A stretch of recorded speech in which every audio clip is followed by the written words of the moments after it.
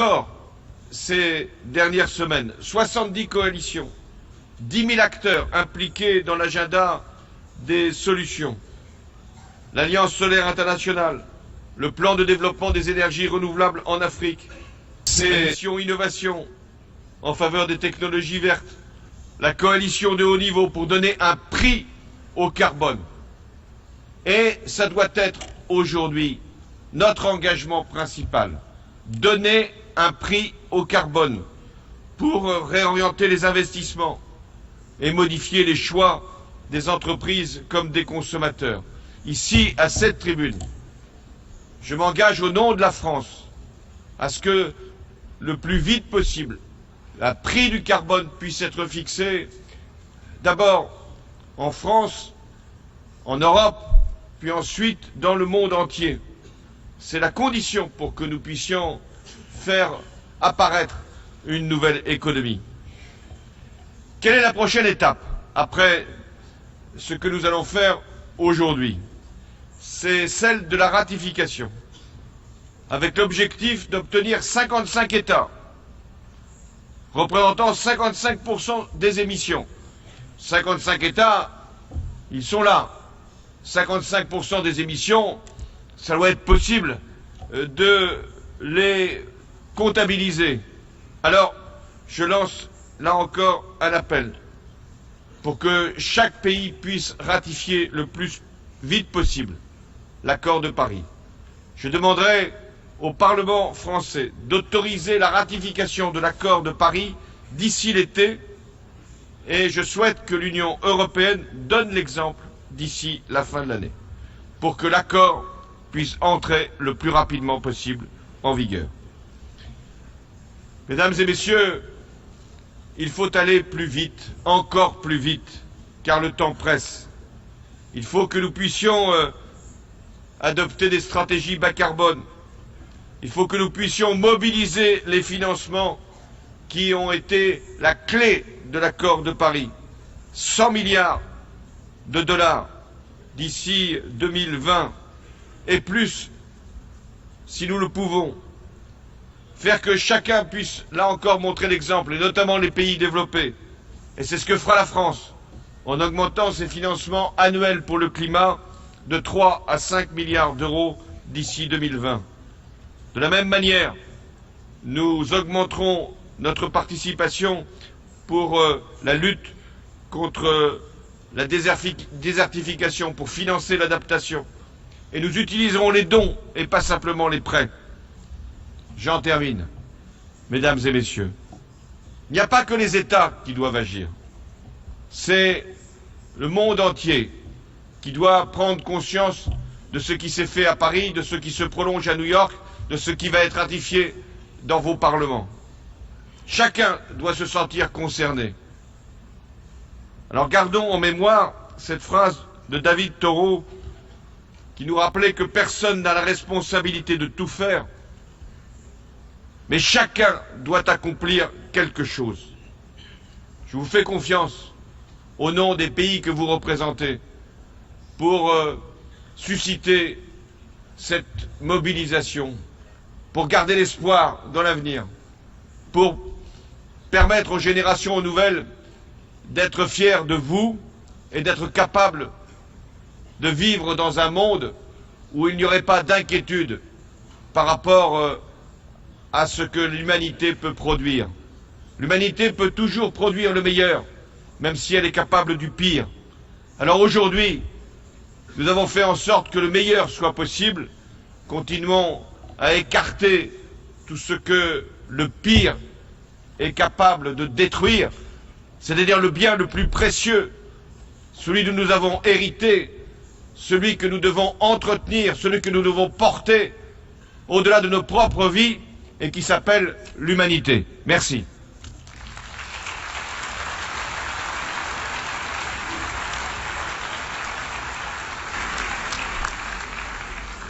I thank His Excellency President of France for his statement. I now would like to welcome His Excellency Mr. Morency, President of the General Assembly. Celui que nous devons entretenir, celui que nous devons porter au-delà de nos propres vies et qui s'appelle l'humanité. Merci.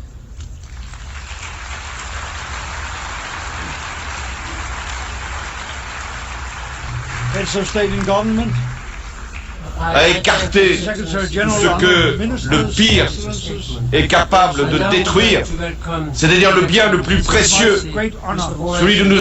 to address the opening segment of this Paris Agreement signing ceremony. This is a moment of great hope. And for that, I say congratulations. Congratulations to heads of state and government for demonstrating what true leadership is all about, for finding a way when many said it could not be done. Congratulations to civil society and business leaders for keeping the pressure on and taking initiatives to keep the momentum going. Congratulations to the governments of France and Peru and previous COP presidents for shepherding through this historic breakthrough with remarkable skill and effort. And to the UN Secretary General, His Excellency Ban Ki-moon, for his tireless commitment and leadership in the long journey to Paris. Together with Christiana Figueres and the UNFCCC and others in the UN system, the Secretary General never once lost hope, never once passed up an opportunity to drive negotiations forward. To honor his work, to make the sacrifices made by all of you worthwhile, we know what must be done. We must raise the level of ambition even further in the years to come. We must take urgent and bold steps to make this transformation happen now. I thank you very much.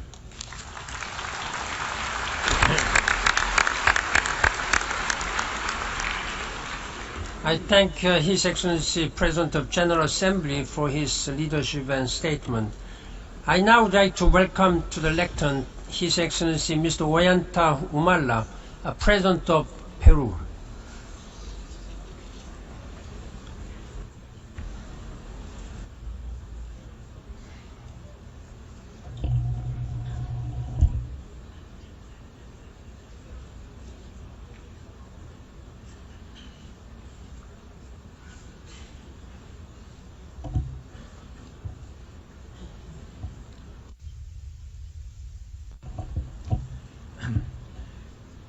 Señor Secretario General de las Naciones Unidas,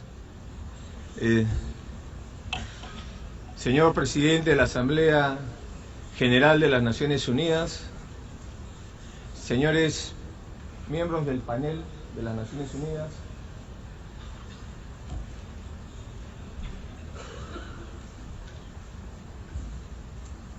quiero resaltar con total satisfacción y esperanza el trabajo que nos ha unido para alcanzar este histórico acuerdo, punto de partida de una cruzada global contra la amenaza más seria que enfrenta hoy la humanidad, como es el cambio climático. Un acuerdo que abre al mundo la posibilidad de encontrar en la cooperación y la solidaridad las claves para el futuro, el cual se ha de materializar en la prosperidad, con equilibrio, con justicia, con armonía, y que abarque a toda la población mundial. Igualmente, resaltar que este esfuerzo se integra a otros no menos importantes que se han emprendido en el seno de esta Organización de las Naciones Unidas y que promueve con energía nuestro secretario general para combatir la pobreza y la desigualdad, destacándose en particular la adopción de los Objetivos de Desarrollo Sostenible, que el Perú también se suma en este esfuerzo. En este sentido, me siento satisfecho por el importante papel que le tocó asumir a mi país, el Perú, en estos procesos, y agradecido por la confianza que la comunidad internacional ha otorgado al Perú. En el año 2014, el Perú asumió con responsabilidad el reto de organizar la COP20, que adoptó el llamado de Lima para la acción climática y que sentó las bases para el Acuerdo de París. Durante el año 2015, el Perú trabajó conjuntamente con Francia a fin de poder lograr un acuerdo histórico que ahora debe ser implementado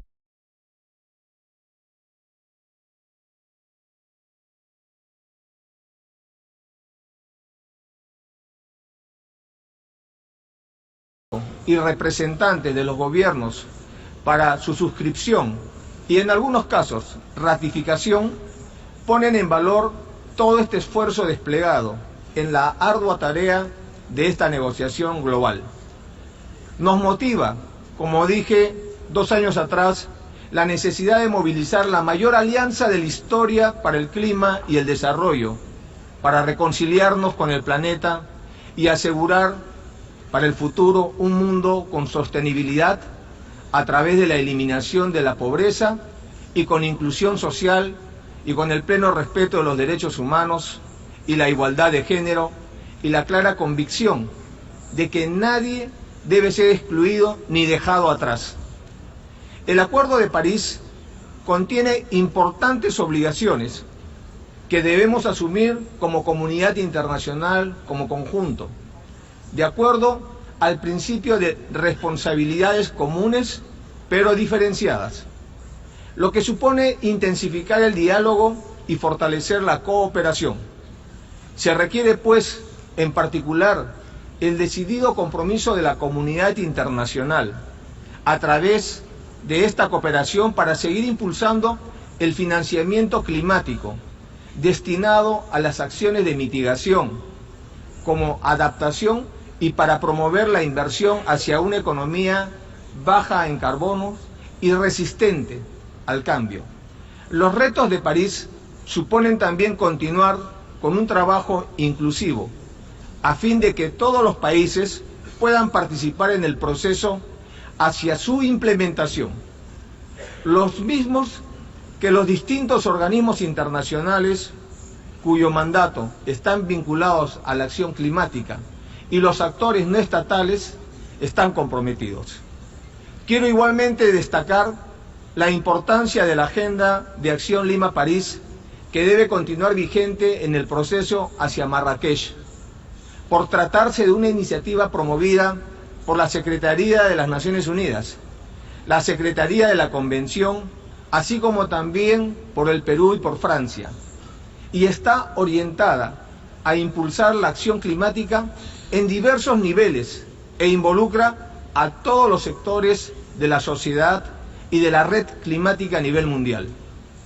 El Perú se encuentra trabajando para alcanzar al 2021 la meta de ser un país climáticamente responsable en el marco de un desarrollo nacional sostenible bajo un sentido de urgencia y un alto nivel de ambición. Mi país se ha comprometido a reducir las emisiones de gases de efecto invernadero en un 30% al 2030, así como poner en marcha acciones de adaptación en diversos campos.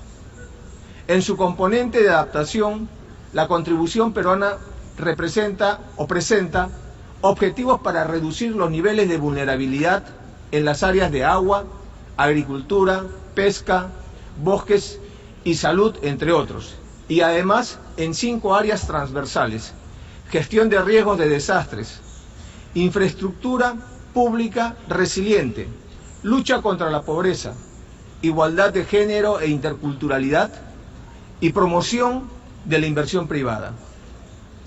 Señor Secretario General, señoras y señores, estamos ante el triunfo del diálogo y la solidaridad y el multilateralismo inclusivo como una expresión tangible de nuestra voluntad para alcanzar para todos un bienestar y desarrollo que sea justo y seguro. Esto no es el final, esto es el principio. En esta ceremonia de firma reafirmamos nuestra responsabilidad con el presente y sobre todo con el futuro.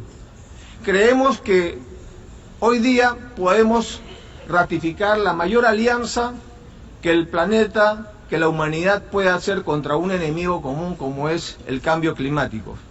Hasta la fecha, el mundo y cada país ha avanzado solos. Y miren cómo estamos. En una situación en que estamos poniendo en grave riesgo el futuro de la humanidad. Lo que necesitamos hoy día con este acuerdo global es avanzar juntos para avanzar más lejos. Muchas gracias.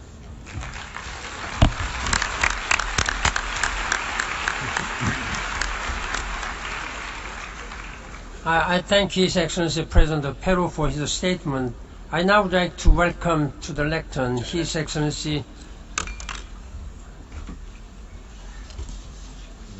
Mr. Joseph Kabila, President of the Democratic Republic of Congo.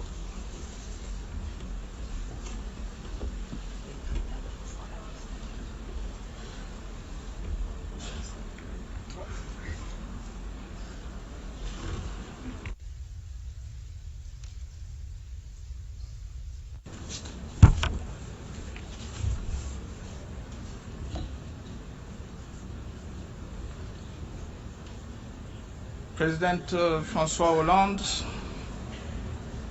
fellow heads of state and government, Mr. Secretary General, Madam the Chairperson of COP21, Her Highness, the representative of the Kingdom of Morocco, ladies and gentlemen. In addressing this august audience on behalf of the Democratic Republic of the Congo and the 48 least developed countries worldwide, let me first convey our greatest appreciation to the Secretary General of the United Nations and his team for organizing this event, taking the Paris momentum forward. Mr. Secretary General, 4 months ago, we applauded the greatest achievement of multilateralism in recent history, the Paris Agreement. Through this multilateral, legally binding treaty, we unanimously agreed to urgently address climate change and to send the needed signal to spur action and investments towards a low-emission, resilient, and sustainable future.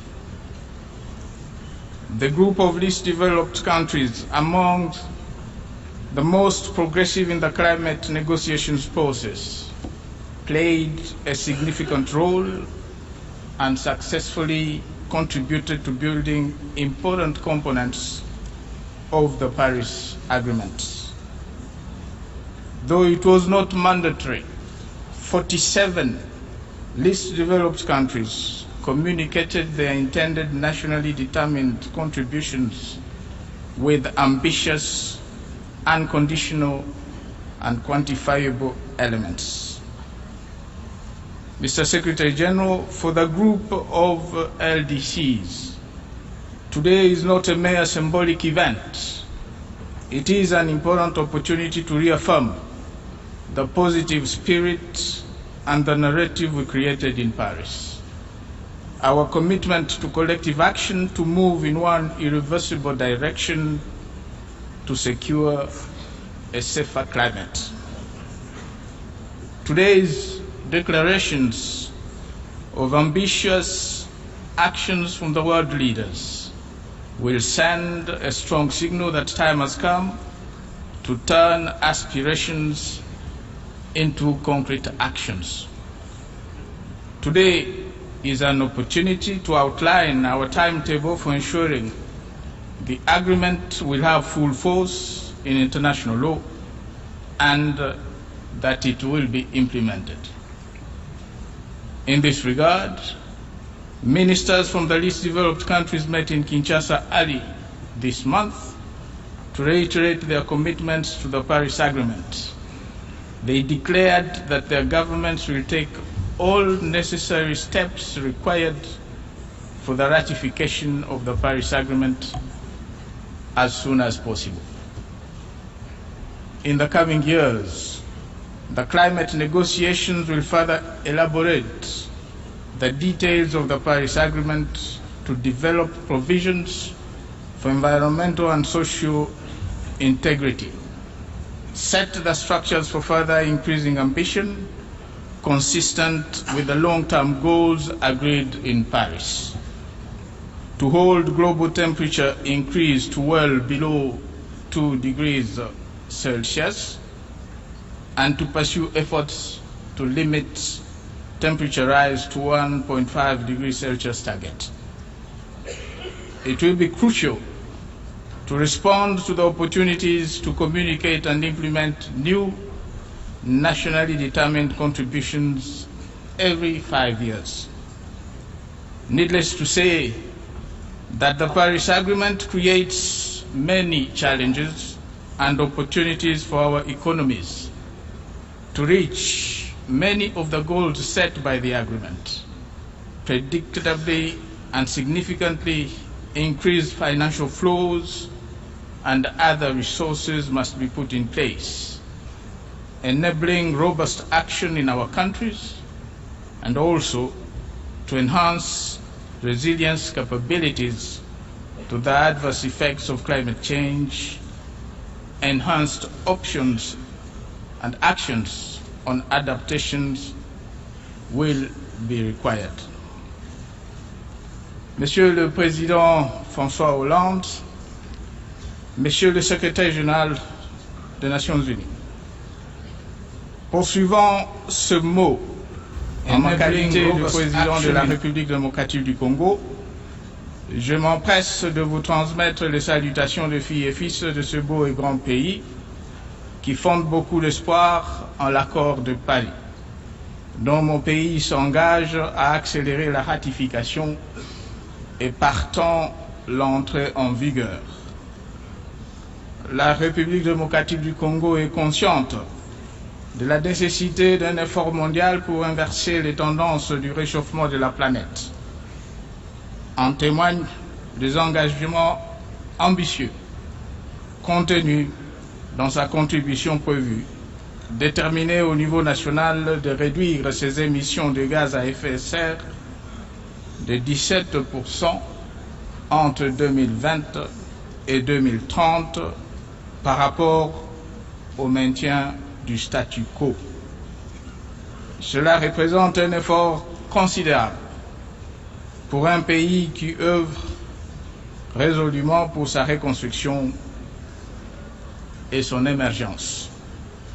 Par cet effort exceptionnel qui, dans un partenariat renforcé, mobilise le gouvernement, la société civile et le secteur privé, la République démocratique du Congo entend démontrer sa volonté de soutenir l'effort mondial nécessaire pour maintenir le niveau de la hausse des températures globales en dessous d'1,5 degré Celsius d'ici la fin du siècle et garantir ainsi une vie meilleure aux générations futures. Dans cette perspective, le transfert de technologies, le renforcement des capacités, le financement, la résilience face au changement climatique, ainsi que le développement de sources d'énergie renouvelables sont ses principales priorités, tandis que ces ressources naturelles importantes et variées en font un membre déterminant d'un partenariat mondial contre le réchauffement climatique. La République démocratique du Congo dispose d'un potentiel hydroélectrique estimé à plus de 100 000 MW, dont le développement est en mesure de subvenir non seulement à ses propres besoins, mais également à ceux de ses voisins et au-delà, induisant la décarbonisation du mix énergétique de la région. Il en est de même de ces immenses étendues forestières de plus de 150 millions d'hectares, qui sont une excellente opportunité pour la séquestration du carbone dans le cadre de la réduction des émissions résultant de la déforestation de la dégradation de forêts.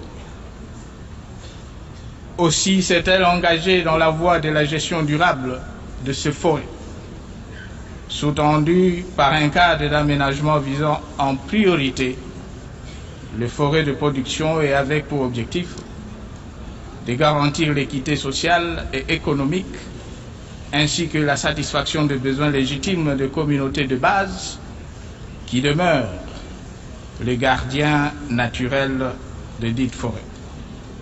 Monsieur le Président, Monsieur le Secrétaire général, face au risque de pression supplémentaire sur le système de production agricole, déjà fragile, l'insécurité alimentaire et le stress hydrique accru, notre devoir à tous est de surmonter l'égoïsme et privilégier une coopération agissante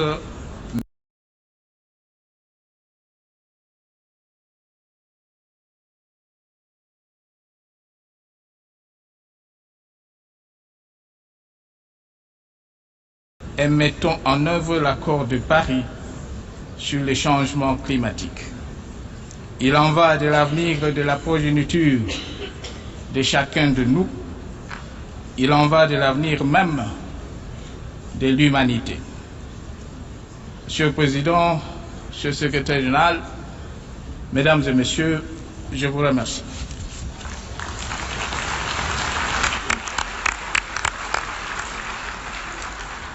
I thank His Excellency President of TLC for his statement. Before I give floor to President Bolivia, I'd like to appeal the coming speakers to strictly limit the time limit 3 minutes. Nobody has kept the time limit except the President of General Assembly who spoke 2 minutes.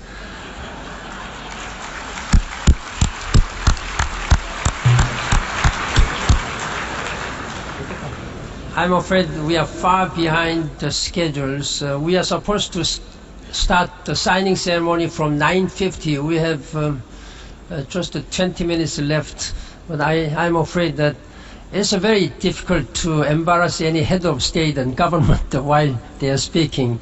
I hope I count on your cooperation. Mr. President, you have the floor.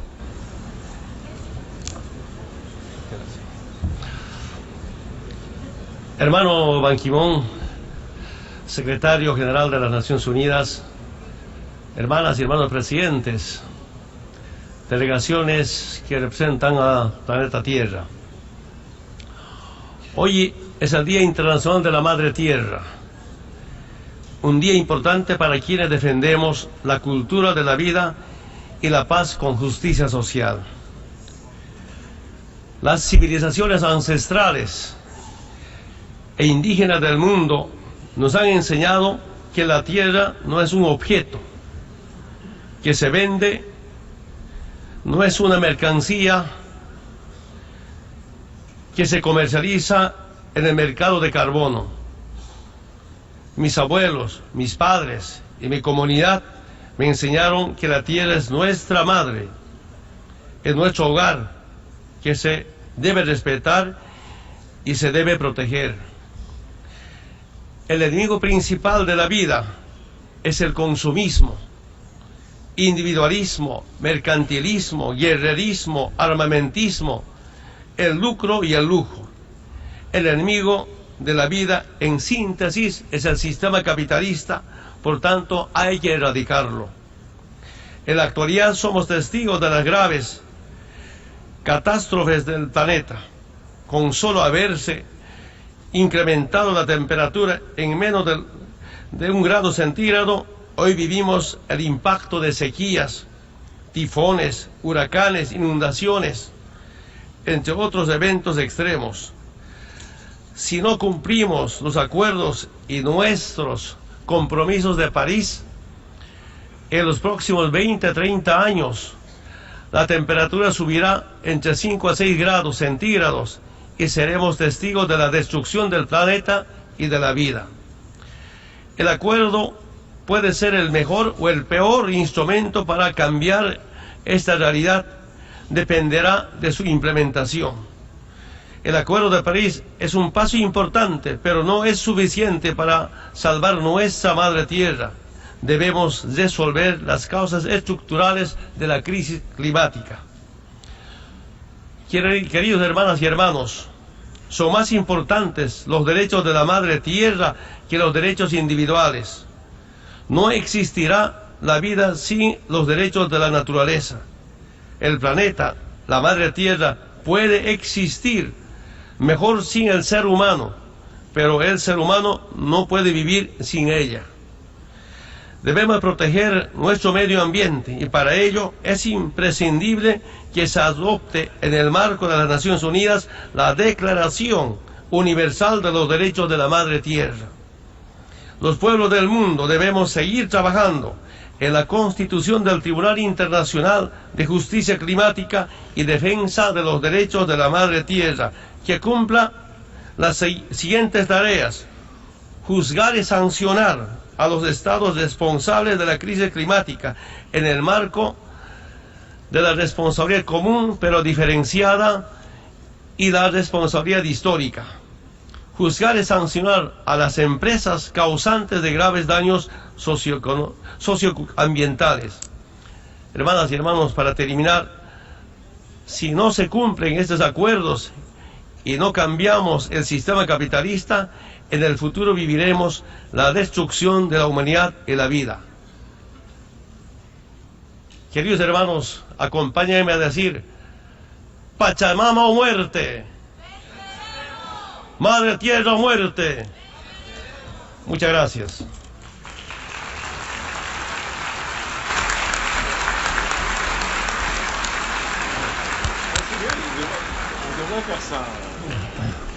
I thank His Excellency President of Bolivia for his statement.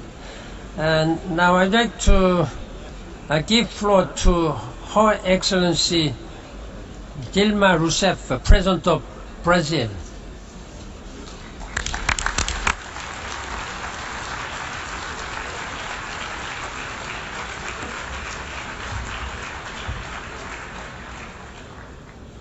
Senhor Secretário-Geral das Nações Unidas, Ban Ki-moon, Senhor Presidente da França e Presidente da COP21, Presidente François Hollande, Senhoras e Senhores Chefes de Estado e de Governo, participantes desta cerimônia de assinatura do Acordo de Paris, Senhoras e Senhores integrantes de delegações, Senhoras e Senhores, com imensa honra e emoção, venho a Nova York hoje, no Dia da Terra, assinar o Acordo de Paris sobre a Convenção Quadro das Nações Unidas sobre a Mudança do Clima, um acordo universal.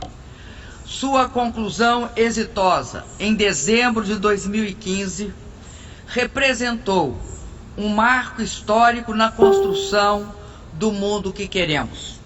Um mundo de desenvolvimento sustentável para todos, com o cumprimento das metas estabelecidas na Agenda 2030.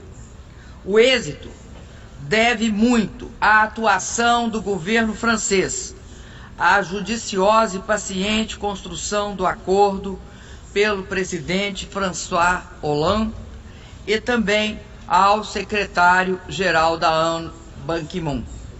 Tenho orgulho do trabalho desenvolvido pelo meu governo e pelo meu país, para que coletivamente chegássemos a esse acordo. Tenho orgulho de nossa contribuição e da contribuição de todos os países e da sociedade internacional. Agradeço o esforço e o trabalho incansável da equipe de negociadores do Brasil, chefiada pela nossa ministra do Meio Ambiente, Isabela Teixeira. Nós, países participantes, demos respostas firmes e decisivas aos imensos desafios apresentados pela construção de um amplo consenso. Consenso necessário para o enfrentamento das mudanças do clima. Hoje, ao lado de todos os chefes de Estado e de governo aqui presentes, assumo o compromisso de assegurar a pronta entrada em vigor do acordo no Brasil e, mais uma vez, saúdo a todos por essa histórica conquista da humanidade. O caminho que teremos de percorrer agora será ainda mais desafiador. Transformar nossas ambiciosas aspirações em resultados concretos.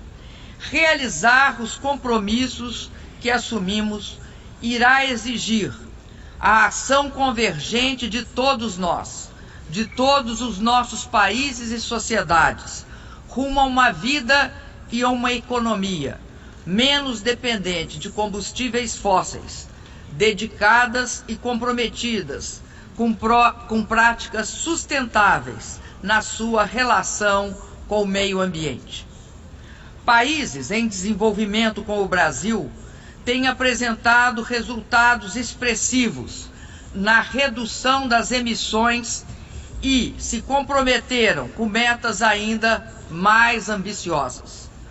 O desafio de enfrentar a mudança do clima torna imprescindível o aumento progressivo do nível de ambição dos países desenvolvidos. Exige, de forma contínua, a mobilização de meios de implementação adequados para que os países em desenvolvimento tenham suporte e sigam contribuindo para os esforços globais de mitigação e adaptação. É fundamental ampliar o financiamento do combate à mudança do clima, para além do compromisso de 100 bilhões de dólares anuais. É indispensável criar meios de reorientar os fluxos financeiros internacionais, de modo permanente, para apoiar ações que representem soluções para o problema global e promovam também benefícios de adaptação, saúde pública e desenvolvimento sustentável. É necessário ainda que o setor privado desenvolva um esforço robusto de redução de emissões. Senhoras e senhores, ao reiterar o compromisso do Brasil com os objetivos do Acordo de Paris, quero assegurar que estamos perfeitamente cientes que firmá-lo é apenas o começo, a parte mais fácil. Meu país está determinado a intensificar ações de mitigação e de adaptação. Anunciei aqui, durante a cúpula da Agenda de Desenvolvimento 2030, a contribuição brasileira de 37% de redução dos gases de efeito estufa até 2025, assim como a ambição de alcançarmos uma redução de 43% até 2030, tomando 2005 como ano base em ambos os casos. Alcançaremos o desmatamento zero na Amazônia e vamos neutralizar as emissões originárias da supressão legal de vegetação. Nosso desafio é restaurar e reflorestar 12 milhões de hectares de florestas e outros 15 milhões de hectares de pastagens degradadas. Promoveremos também a integração de 5 milhões de hectares na relação lavoura, pecuária e florestas. Todas as fontes renováveis de energia terão sua participação em nossa matriz energética ampliada até alcançar 45% em 2030. Continuaremos contando com a contribuição e a participação de todos os setores de nossa sociedade que estão conscientes da amplitude do desafio e com a necessidade de deixar este legado às futuras gerações. Senhoras e senhores, meu governo traçou metas ambiciosas e ousadas porque sabe que os riscos associados aos efeitos negativos recaem fortemente sobre as populações vulneráveis de nosso país e do mundo quando nós não tomamos medidas corretas para a contenção da mudança do clima. Essa preocupação deve ser compartilhada agora e por todos nós. Sem a redução da pobreza e da desigualdade, não será possível vencer o combate à mudança do clima. E esse combate tampouco pode ser feito à custa dos que menos têm e menos podem. Essa é uma das razões pelas quais o conceito de desenvolvimento sustentável precisa ser referência permanente de nosso projeto comum. Incluir, crescer, conservar e proteger. Eis a síntese alcançada na Conferência Rio+20, realizada no Brasil em 2012. Senhoras e senhores, não posso terminar minhas palavras sem mencionar o grave momento que vive o Brasil. A despeito disso, quero dizer que o Brasil é um grande país, com uma sociedade que soube vencer o autoritarismo e construir uma pujante democracia. Nosso povo é um povo trabalhador e com grande apreço pela liberdade. Saberá, não tenho dúvidas, impedir quaisquer retrocessos. Sou grata a todos os líderes que expressaram a mim sua solidariedade. Muito obrigada.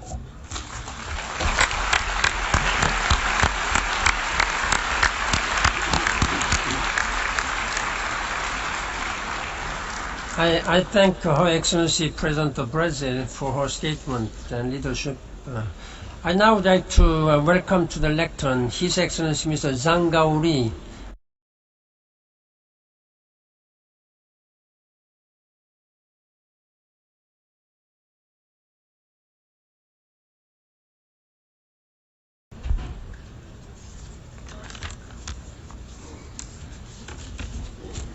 尊敬的秘书长、理事们、先生们、朋友们，我作为中国国家主席习近平的特使，很高兴出席会议，代表中国签署巴黎协定。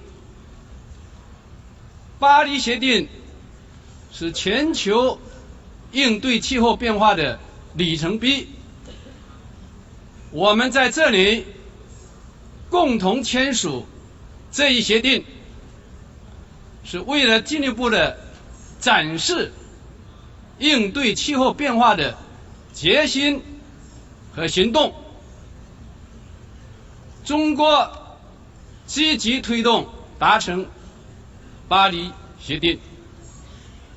习近平主席出席巴黎大会，并提出中国的理念和主张。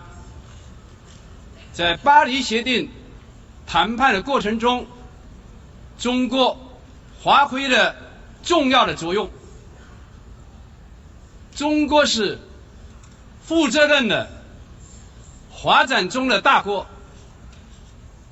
中国人民崇尚言必信，行必果。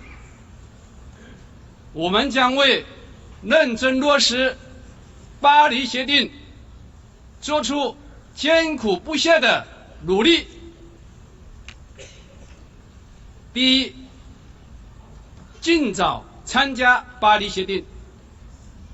中国将在今年9月20国集团杭州峰会之前完成参加协定的国内法律程序。中国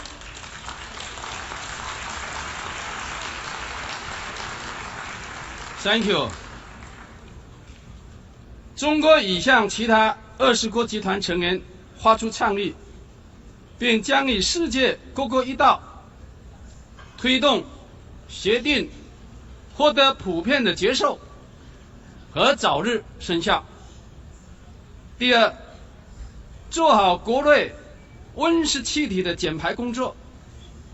中国明确了二氧化碳排放到2030年左右达到峰值，并努力争取尽早达到峰值的一系列的行动目标。同时，我们还纳入了国家的整体发展议程。中国“十三五”的规划纲要确定，未来5年单位 GDP 的二氧化碳下降18%，我们实行能源消费总量和强度的双控制度，实施近零碳排放区的示范工程，将建设全国的碳交易市场，大幅度的增加森林碳汇，实行严格的生态环境保护的责任制，确保行动的目标落到实处。第三，加强应对气候变化的国际合作。中国将积极地参加巴黎协定的后续谈判，将深化气候变化南南合作。今年启动了中国气候变化南南合作新的合作项目，特别是包括帮助其他发展中国家提高应对气候变化的融资能力。各位同事，各位朋友，让我们齐心协力，共建气候安全、绿色发展的美好家园，造福人类和子孙后代。谢谢。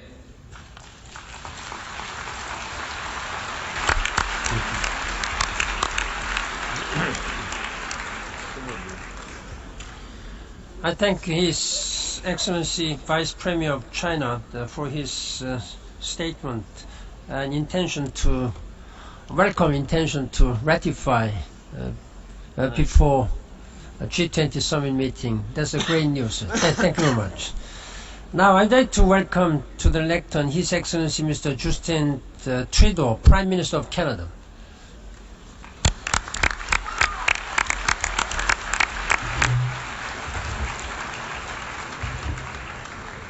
Thank you, Secretary General. I want to thank you personally for your continued leadership on this important issue. It's safe to say that we would not be here today if it was not for all the hard work that you and President Hollande put into making the Paris Agreement a reality. On behalf of Canadians and citizens of the world, thank you for all that you have done. C'est un honneur pour moi d'être de retour aujourd'hui aux Nations Unies, surtout alors que nous soulignons le jour de la Terre. Je ne peux pas imaginer un meilleur endroit ni un meilleur moment pour ajouter la signature du Canada à l'accord historique qu'est l'accord de Paris sur les changements climatiques. Comme je l'ai dit en novembre dernier à Paris, le Canada croit que les changements climatiques représentent un défi à relever, mais aussi une opportunité à saisir. L'opportunité de bâtir une économie mondiale qui favorise une croissance propre et qui participe à la lutte contre les changements climatiques tout en créant de bons emplois bien rémunérés. C'est un défi que nous avons déjà commencé à relever. In the months since Paris, our government has met with our provincial and territorial premiers, as well as Indigenous and municipal leaders. Together, we're creating a plan that will help us meet or exceed our emissions targets and encourage clean economic growth. To encourage actions that will reduce greenhouse gas emissions, we're investing billions in a low-carbon economy fund. To get clean technology to market faster, we're making immediate investments to support clean tech research and development. And alongside 19 other countries, we've signed on to Mission Innovation, a global partnership that aims to double government investment in clean energy innovation over 5 years, while encouraging private sector leadership in clean technology. These actions are just the beginning. And we're not making these investments simply to be nice, although Canada does have a reputation to uphold in that department. We're making these investments and we're following through on our commitments because it's the right thing to do for our environment and our economy as part of the global community. The humanitarian case is clear. We know that it will be the world's poorest citizens who will be hardest hit by climate change, displaced by rising sea levels, left hungry by failed crops, and more vulnerable to disease. Climate change will make more difficult every other challenge we face, whether it's ensuring safe and secure food and water or responding to the needs of refugees. The business case is equally clear. Last year, nearly $1/3 trillion was invested globally in renewable power, nearly 50% more than was invested in power from fossil fuels. That's a trend that will continue to grow, and it's one that represents a tremendous opportunity for Canada and for the world. One cannot and will not ignore. At the same time, Canada's ambition cannot end with making it through a challenging situation at home. We have a role to play in supporting developing countries as well. They shouldn't be punished for a problem they didn't create, nor should they be deprived of the opportunities for clean growth that developing nations are pursuing. C'est pourquoi le Canada versera également 2,65 milliards de dollars au cours des 5 prochaines années pour aider les pays en développement à croître de façon plus propre et plus durable.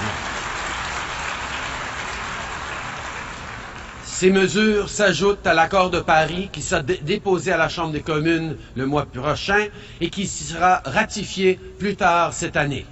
Elle réaffirme aux Nations unies et à l'ensemble de nos partenaires l'engagement du Canada. Parce que ce n'est qu'en travaillant ensemble que les nations peuvent espérer lutter contre les changements climatiques.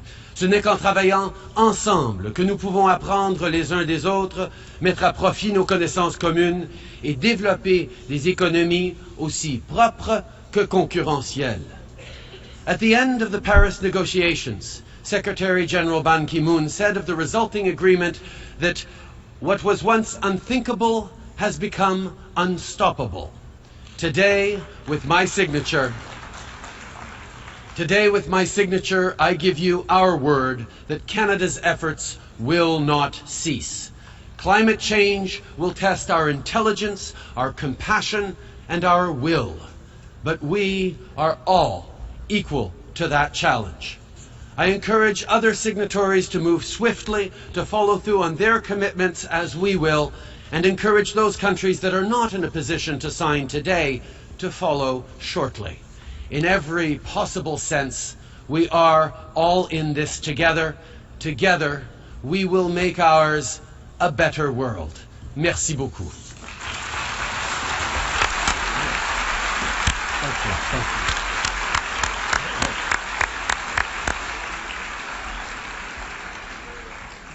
I thank His Excellency Prime Minister of Canada for his statement and for Canada's strong commitment for ratification as well as financial support.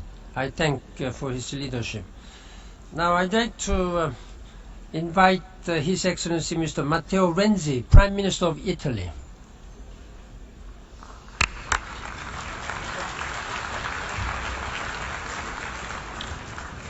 Mr. Secretary, Monsieur le Président de la République française, Your Highness, it's a great pleasure to be here with you. And we can discuss about the single points. We can discuss about renewable energies. We can discuss about transportation system. We can discuss about efficiency in the home around the world. But I think the real challenge for us today is close the eyes just for 1 second and image here. Because here there is not simply the presence of a lot of heads of states and government, of ministers, of members of civil society and delegation of local authorities.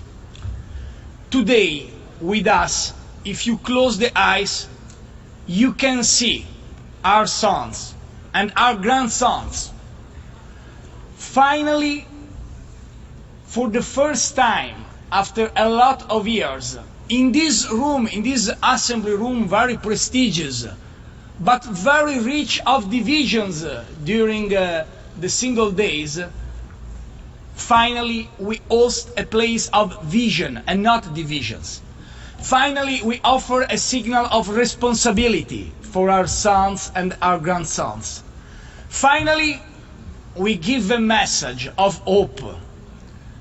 I think the agreement about energy sustainability is not important simply for the single point, for the single issue.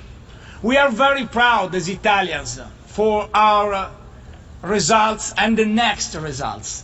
But I think the most important thing is the political message. Today, from New York City, from the Assembly room, we give the message politics is able to give hope for the next generation.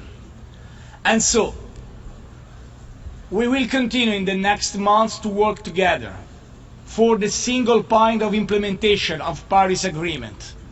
But my view is exactly that. Today is a very great day because finally the international community understands the importance to give a message all together for the future of the next generation. As Italians, we will consider this point as priority for our initiative in internal field, but also for the presidency of G7 next year and in general for our role in Europe. In a moment of fire, finally a signal of hope. Thank you so much to everyone.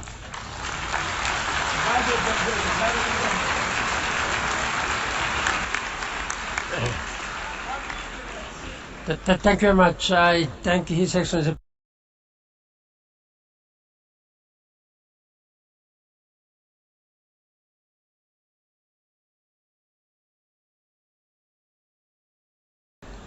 Now I'd like to invite His Excellency Mr. Elene Sosthene Sopoaga, Prime Minister of Tuvalu.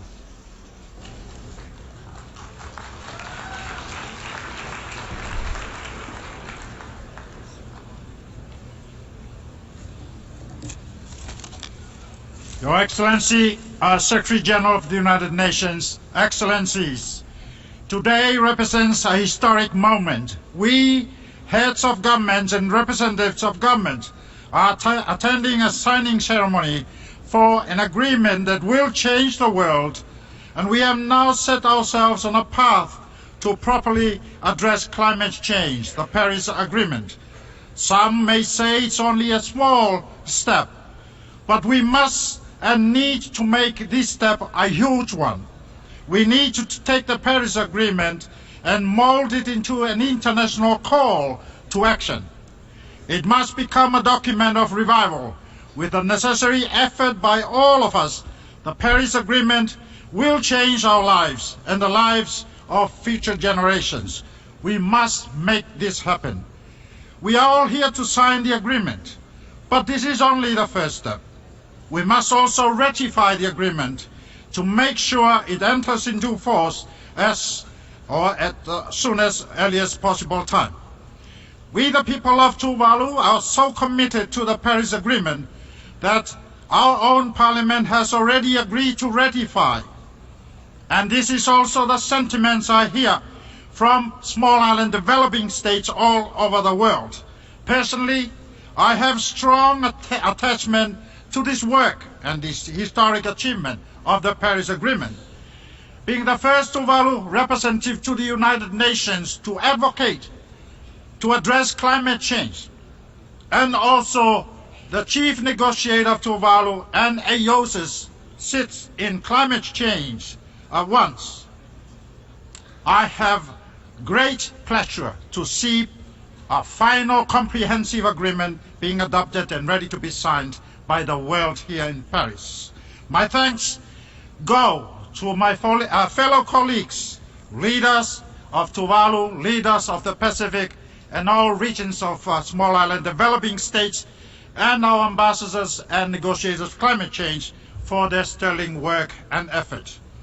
A preamble paragraph of the decision that accompanies the Paris Agreement refers to the irreversible threat to the planet because of climate change. We must ensure that climate change is not irreversible. We must act quickly and must act together. We must all sign and ratify the agreement.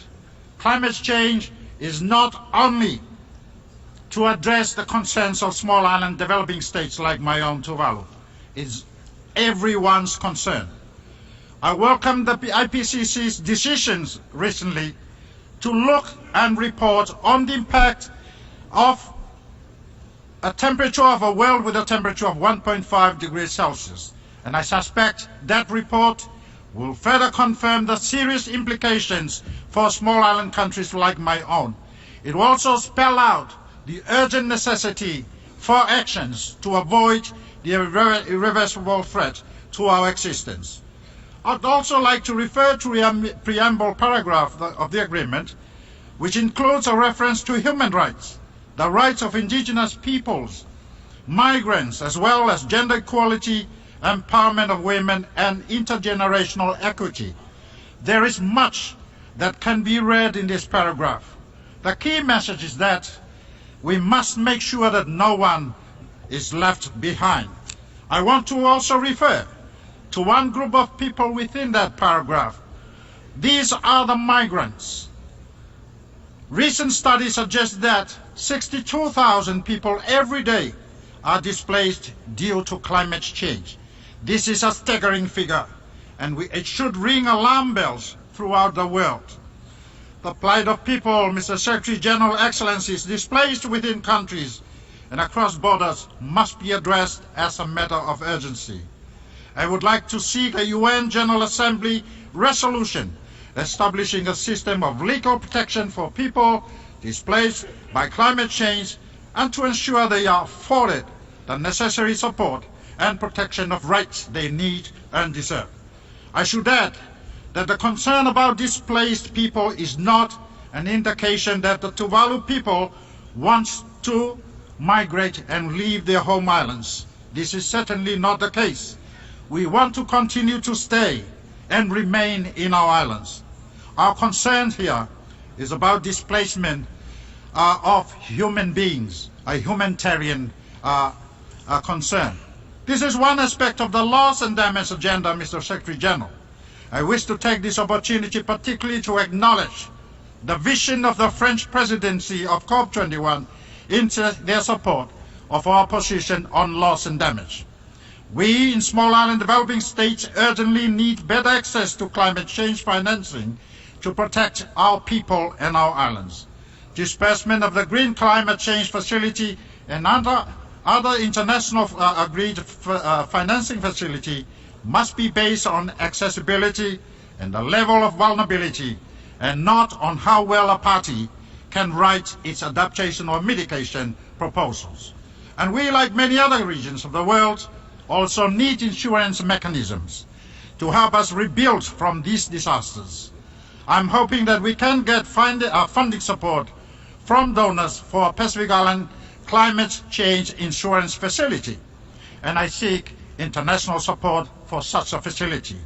Finally, Mr. Secretary General, Excellencies, we government representatives must do all we can to foster these efforts by civil society, the private sector, financial institutions, cities, local governments, and rural outer island communities. We must work together to make the Paris Agreement an agreement to change the world. We must protect those who are displaced. Let us use the Paris Agreement as a driving force for our sustainable future.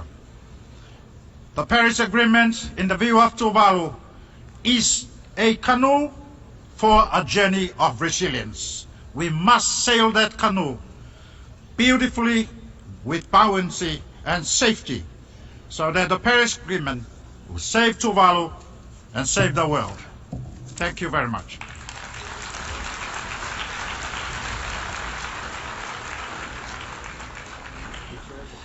I thank His Excellency Prime Minister of Tuvalu for his statement and ratifying the agreement today. I now would like to welcome to the lectern His Excellency Mr. Alexander Kroponin, Deputy Prime Minister of the Russian Federation.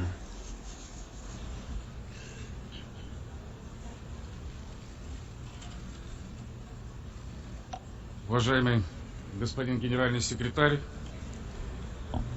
уважаемые дамы и господа, позвольте прежде всего поприветствовать вас от имени президента Российской Федерации Владимира Путина.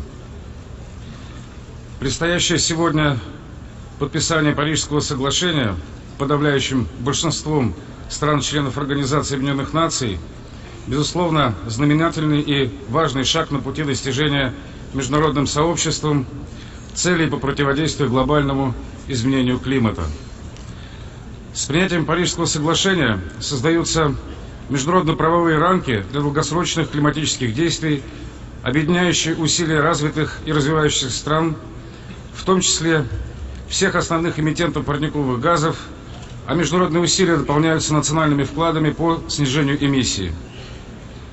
От решения климатических задач зависит качество жизни всех людей на планете, продвижение к устойчивому развитию и способность справиться с серьезными глобальными вызовами, включая ликвидацию голода, болезней, преодоление последствий стихийных бедствий. Одним из перспективных элементов Парижского соглашения является положение о роли и месте рыночных механизмов, призванных стимулировать государства и бизнес-структуры к эффективным действиям, направленным на решение климатической проблемы, в том числе через использование инструментов внутреннего регулирования. Ожидаем скорейшего запуска переговорного процесса под эгидой рамочной конвенции Организации Объединенных Наций об изменении климата по разработке конкретных правил реализации Парижского соглашения. Это залог создания необходимых условий для вступления соглашения в силу. Мы нацелены на продолжение активного участия в переговорах, готовы к взаимодействию со всеми государствами в духе партнерства и коллективной ответственности. Национальным вкладом России в Парижское соглашение станет ограничение выбросов парниковых газов к 2030 году до 70% от показателей 1990 года. Своими кумулятивными усилиями по ограничению выбросов за последние 20 лет Российская Федерация уже обеспечила непрерывное удержание эмиссии на уровне, который на треть ниже базового 1990 года. Тем самым Российская Федерация в значительной степени компенсировала рост эмиссий в других государствах и регионах. Это является наглядным подтверждением лидирующей роли России в международном климатическом процессе. Вновь подчеркиваем важную роль лесов как основных поглотителей парниковых газов. Этот потенциал должен быть использован в полной мере, без искусственных ограничений. В России идет подготовка национального плана по выполнению решений Парижской климатической конференции, предусматривающего в том числе разработку долгосрочной национальной стратегии низкоэмиссионного развития до 2050 года, а также национального плана адаптации к изменению климата и системных мер по устойчивому управлению лесами. Для ограничения выбросов в нашей стране также прорабатываются инновационные подходы, основанные на внедрении новейших технологий, ориентированных на снижение потребления материалов. Мы готовы к широкому научному и технологическому сотрудничеству для решения климатических задач. В этой связи хотел бы подчеркнуть важность выдвинутого президентом Российской Федерации Владимиром Путиным предложения провести под эгидой Организации Объединенных Наций научный форум, в ходе которого обсудить проблемы, связанные не только с изменением климата, но и с исчерпанием природных ресурсов, деградацией среды обитания человека. Наша страна продолжит участие на добровольной основе в международных усилиях по мобилизации содействия развивающим странам в сфере противодействия изменению климата и адаптации к его последствиям. Мы активно используем в этих целях многосторонние форматы, включая финансируемые Россией через программу развития Организации Объединенных Наций проекты климатической помощи. Участвуем в укреплении потенциала островных государств Тихого океана в целях эффективного предупреждения и ликвидации последствий стихийных бедствий. Уважаемые дамы и господа, в заключение хотел бы еще раз подчеркнуть, что Россия приветствует подписание Парижского соглашения. Мы готовы к тесному взаимодействию со всеми партнерами в рамках совместной работы по преодолению глобальных последствий изменения климата. Благодарю за внимание.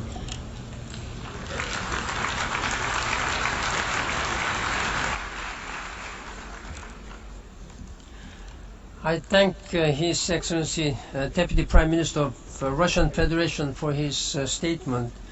Now, I'd like to welcome to the lectern His Excellency Mr. John Kerry, Secretary of State of the United States, who will be accompanied with his granddaughter, daughter Alex. Yeah, granddaughter Alex.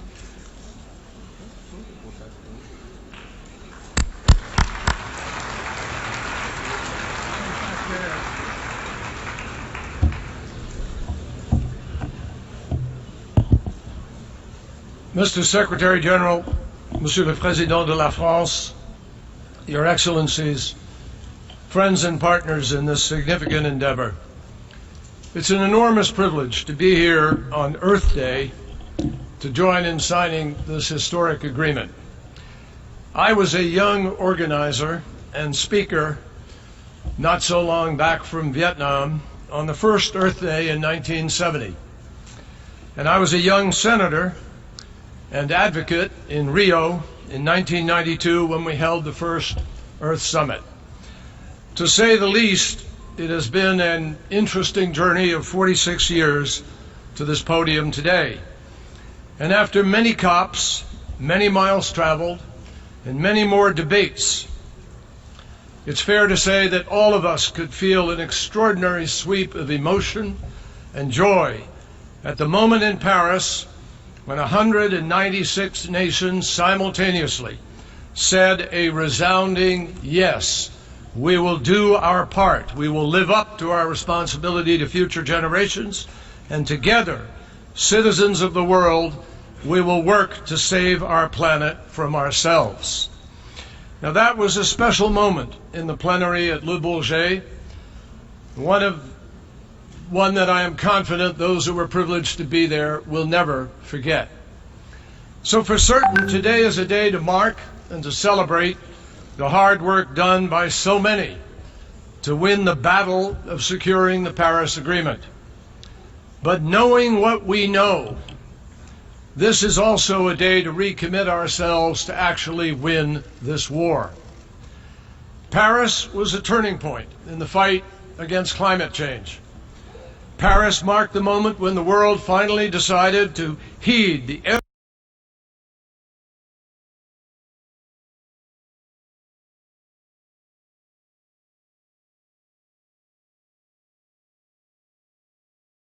and began instead to galvanize our focus on how, as a global community, we are going to address the irrefutable reality that nature is changing at an increasingly rapid pace due to our own choices. For sure, the agreement that we reached in Paris is the strongest, most ambitious global climate pact ever negotiated. But the power of this agreement is not that it, in and of itself, guarantees that we will actually hold the increase of temperature to the target of 1.5 degrees or 2 degrees centigrade. In fact, it does not, and we know that. We acknowledge it. The power of this agreement is the opportunity that it creates. The power is the message that it sends to the marketplace. It is the unmistakable signal that innovation, entrepreneurial activity, the allocation of capital, the decisions that governments make, all of this is what we now know definitively is what is going to define the new energy future, a future that is already being defined, but even yet to be discovered. The power of this agreement is what it is going to do to unleash the private sector, and it is already doing to set in pace the global economy on a new path for smart, responsible, sustainable development. Already last year, my friends, renewable energy investment was at an all-time high, nearly $330 billion.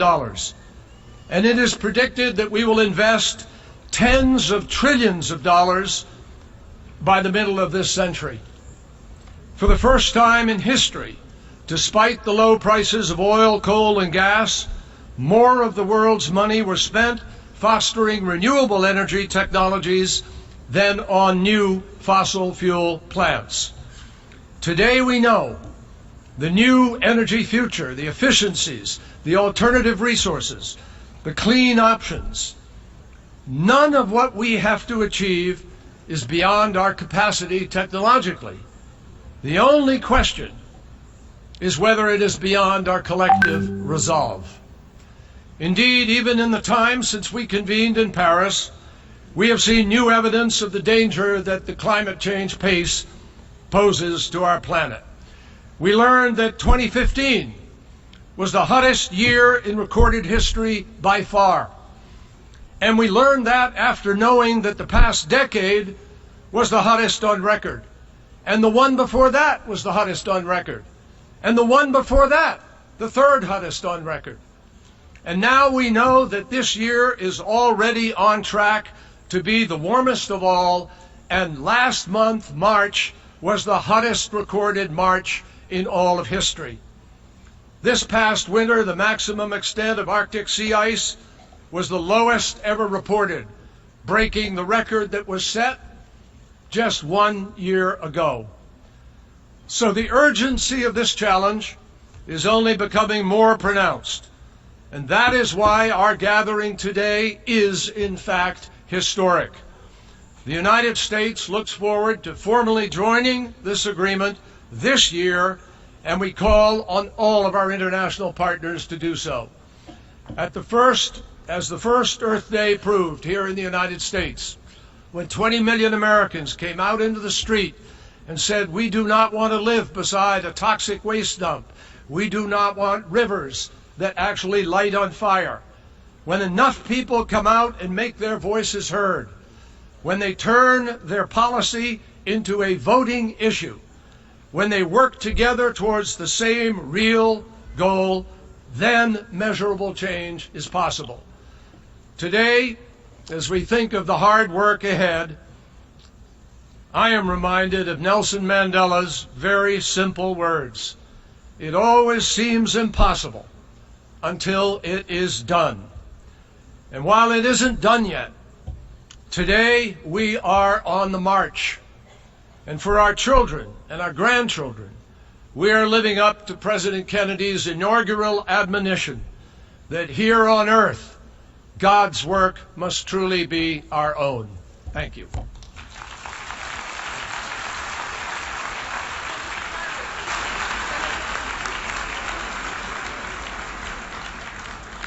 I thank His Excellency Secretary of State of the United States for his statement and leadership. Now, I'd like to welcome to the lectern Her Royal Highness Lalla Hasna, Princess of the Kingdom of Morocco.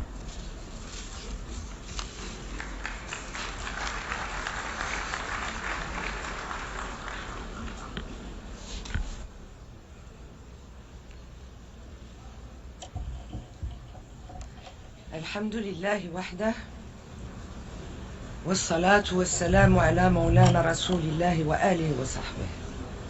السيد الأمين العام لمنظمة الأمم المتحدة، السيدة رئيسة الدورة 21 لمؤتمر المناخ، أصحاب الفخامة والمعالي والسعادة، حضرات السيدات والسادة، إنه لمن دواعي الاعتزاز أن يكون المغرب اليوم من بين الدول الأولى التي ستوقع على اتفاق باريس التاريخي حول التغيرات المناخية، مؤكدين التزامنا باتخاذ الإجراءات اللازمة للمصادقة عليه في أقرب الآجال.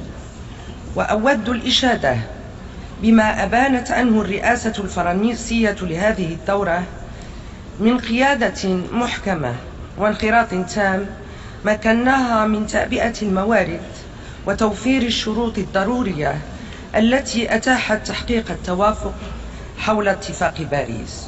ومن هنا فقد أصبح مفروضا علينا اليوم توجيه جهودنا الجماعية خلال الدورة 22 للمؤتمر التي يعتز المغرب باحتضانها بمراكش نحو العمل على حسن تفعيل كافة مقتضيات هذا الاتفاق الشامل والمتوازن والمنصف. أصحاب الفخامة والمعالي والسعادة، لقد بادرت المملكة المغربية في إطار وفائها بالتزاماتها المناخية بوضع سياسة وطنية مندمجة للحفاظ على البيئة ومواجهة الآثار الناجمة عن التغيرات المناخية وتقليص الانبعاثات المسببة للاحتباس الحراري بنسبة 32% بحلول سنة 2030.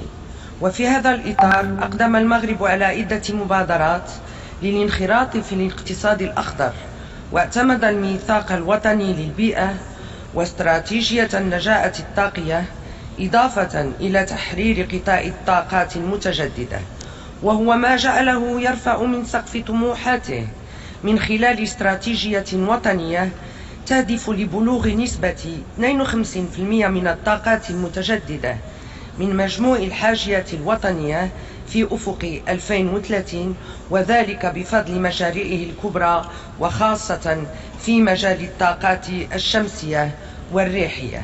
وسيرا على نهج التضامن، فإن المغرب مستعد لتقاسم الخبرة التي راكمها في هذا المجال، خاصة مع دول القارة الإفريقية ومنطقة الشرق الأوسط عبر عقد شراكات مبتكرة. أصحاب الفخامة والمعالي والسعادة، إننا نتطلع لأن تشكل الدورة 22 لمؤتمر المناخ بمراكش مناسبة لتعزيز الوعي العالمي بضرورة مواصلة الانخراط الجماعي في مواجهة التغيرات المناخية، كما نطمح لتبني مساطير وآليات لتفعيل اتفاق باريس، ومن بينها اعتماد خطة عمل لفترة ما قبل 2020 فيما يخص تخفيض الانبعاثات والملائمة والتمويل وتعزيز القدرات ونقل التكنولوجيا والشفافية، خاصة لفائدة البلدان النامية والدول الأقل تقدما في إفريقيا وأمريكا اللاتينية والدول الجزرية الصغيرة، وهو ما يقتضي الاتفاق على خارطة طريق ملموسة وواضحة المعالم والنتائج من أجل تعبئة الموارد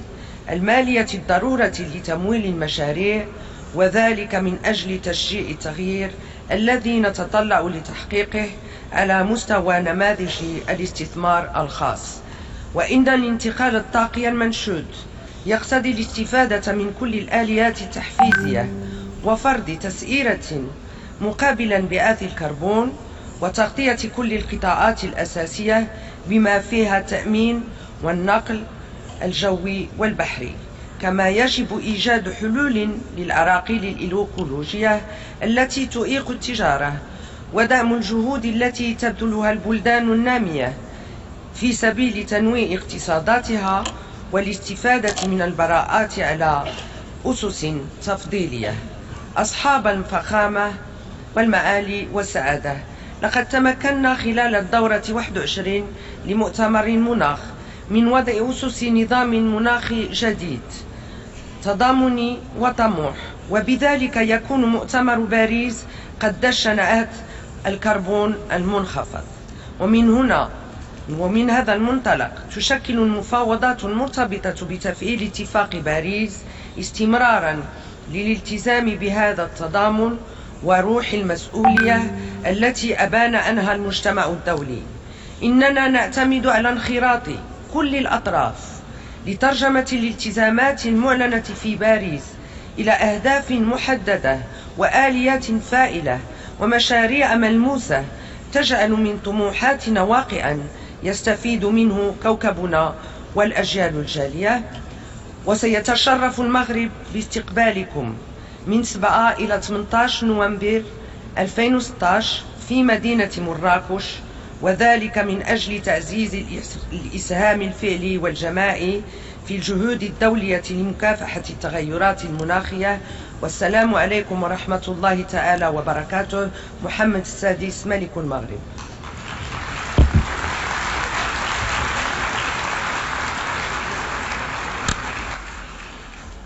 I thank Her Royal Highness Princess of Kingdom of Morocco for her statement.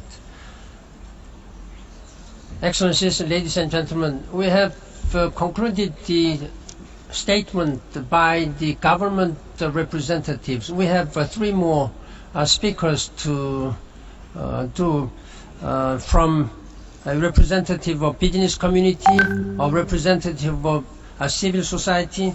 Then lastly, I'm going to invite the Academy Award Best Actor, Leonardo DiCaprio, as our last speaker. Now with this, I'd like to invite Mr. Anand Mahindra, a representative from the business community.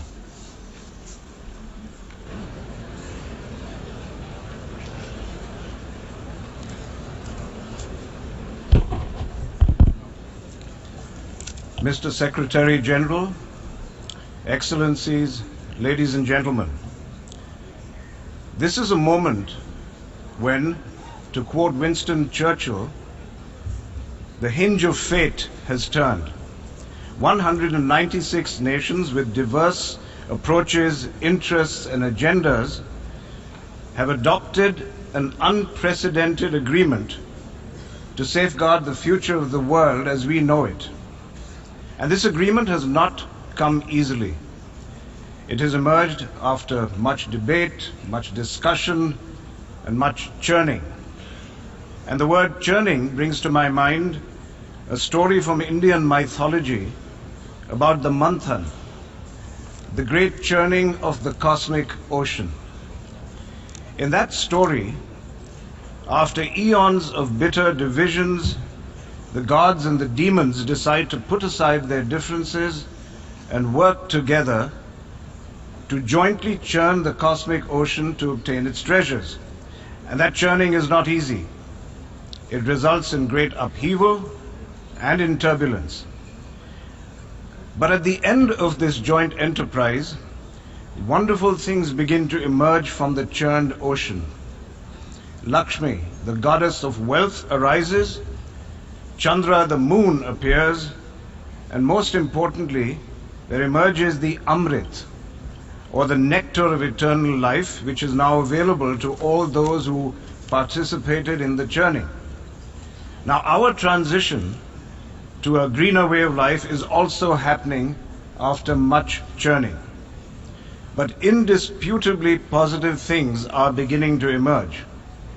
The first, but by no means the last of these, is the Paris Agreement that will be signed today. So it is a moment to savor and a cause for celebration indeed.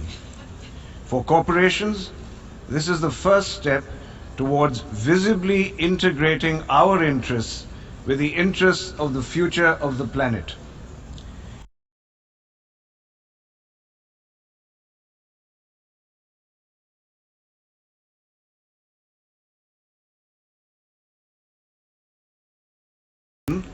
Gives business a chance to redeem itself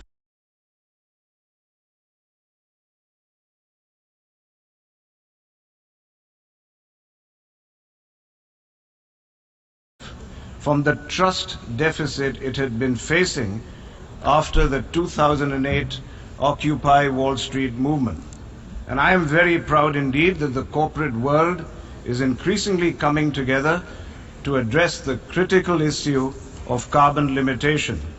Many, including my own corporation, are joining programs like EP 100 to double energy productivity by 2030, or RE 100, committing to a transition to a 100% renewable energy in the future.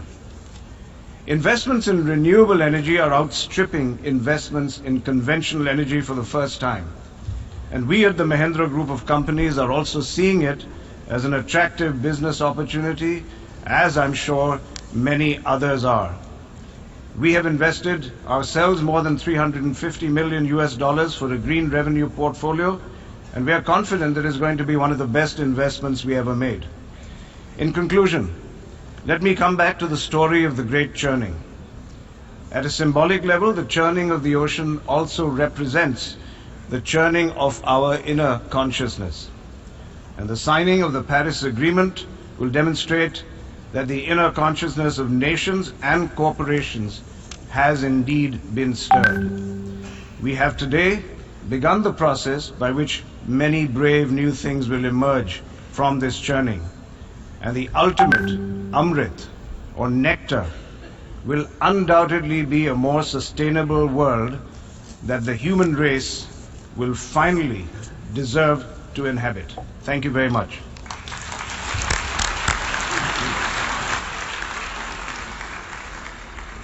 I thank Mr. Mahindra for his statement and commitment. I now would like to welcome to the lectern a representative of civil society, Ms.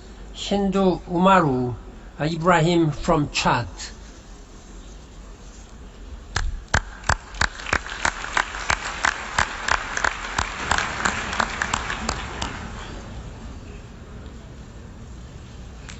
Excellencies, ladies and gentlemen, thank you for this opportunity to speak in this assembly.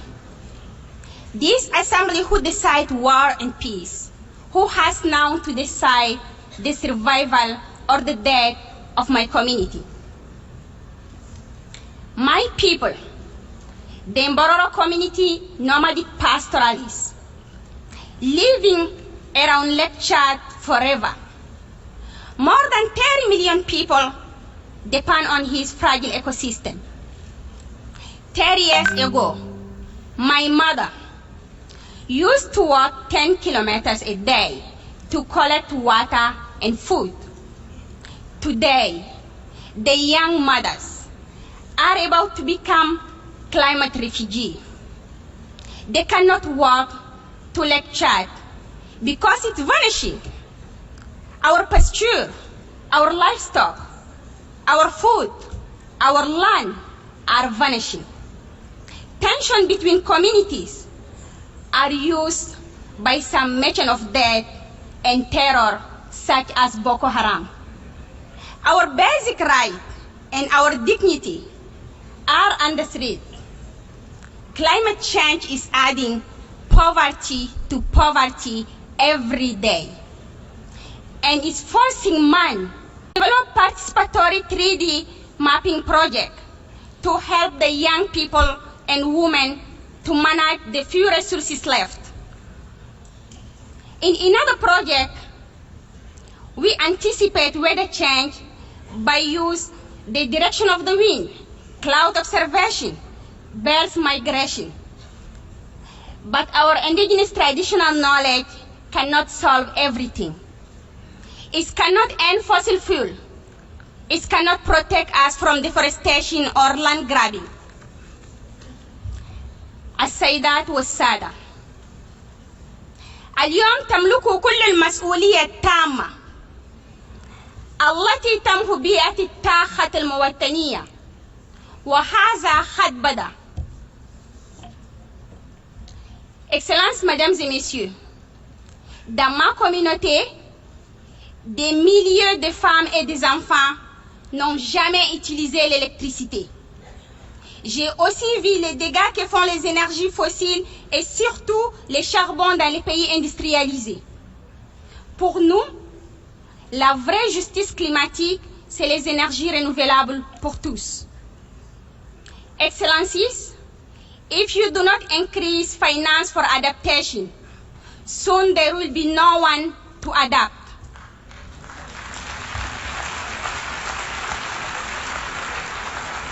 In Paris, you give us hope, but now it's time to change your hope into promise. Trust among nations into change for people. Let us sign this. Let us ratify this. Let us implement this agreement. We are changing. We want you to act. Now it's time to bring a concrete change to the people, to my people in Chad. Thank you.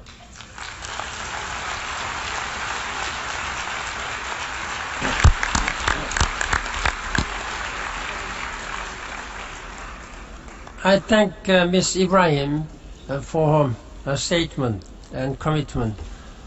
The last speaker for this signing ceremony is the Academy Award Best Actor and the United Nations Messenger of Peace, Mr. Leonardo DiCaprio.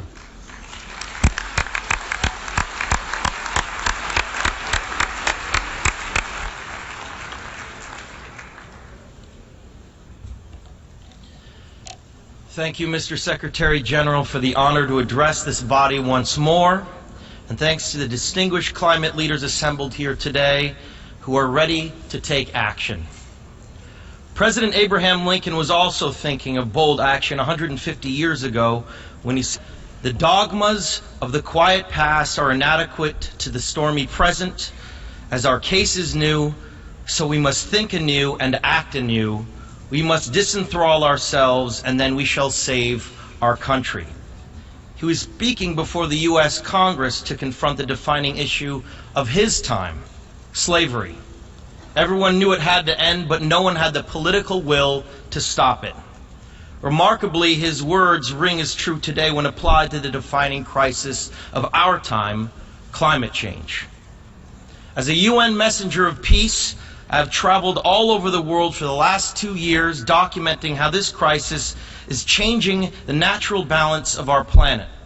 I have seen cities like Beijing choked by industrial pollution, ancient boreal forests in Canada that have been clear-cut, and rainforests in Indonesia that have been incinerated. In India, I met farmers whose crops have been literally washed away by historic flooding. In America, I have witnessed unprecedented droughts in California and sea level rise flooding the streets of Miami. In Greenland and in the Arctic, I was astonished to see that ancient glaciers are rapidly disappearing, well ahead of scientific predictions. All that I have seen and learned on my journey has absolutely terrified me. There is no doubt in the world scientific community that this is a direct result of human activity, and the effects of climate change will become astronomically worse in the future. I do not need to tell you these statistics. You know them better than I do, but more importantly, you know what will happen if this scourge is left unchecked. You know that climate change is happening faster than even the most pessimistic of scientists warned us decades ago. It has become a runaway freight train, bringing with it an impending disaster for all living things. Now think about the shame that each of us will carry when our children and grandchildren look back and realize that we had the means of stopping this devastation, but simply lacked the political will to do so. Yes, we have achieved the Paris Agreement. More countries have come together here to sign this agreement today than for any other cause in the history of humankind, and that is reason for hope. But unfortunately, the evidence shows us that it will not be enough. Our planet cannot be saved unless we leave fossil fuels in the ground where they belong.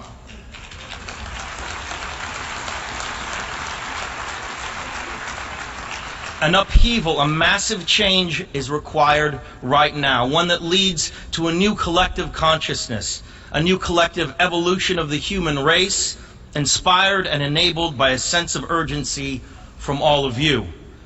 We all know that reversing the course of climate change will not be easy, but the tools are in our hands if we apply them before it is too late. Renewable energy, fossil fuels, and putting a price on carbon pollution are beginning to turn the tide. This transition is not only the right thing for our world, but it also makes clear economic sense and is possible within our lifetime. But it is now upon you to do what great leaders have always done, to lead, to inspire, and empower, as President Lincoln did in his time. We can congratulate each other today, but it will mean absolutely nothing if you return to your countries and fail to push beyond the promises of this historic agreement. Now is the time for bold, unprecedented action. My friends, look at the delegates around you. It is time to ask each other, which side of history will you be on? As a citizen of our planet who has witnessed so much on this journey, I thank you all for everything you have done to lay the foundation of a solution to this crisis. But after 21 years of debates and conferences, it is time to declare no more talk, no more excuses, no more 10-year studies, no more allowing the fossil fuel companies to manipulate and dictate the science and policies that affect our future. This is the body that can do what is needed. All of you sitting in this very hall, the world is now watching. You will either be lauded by future generations or vilified by them.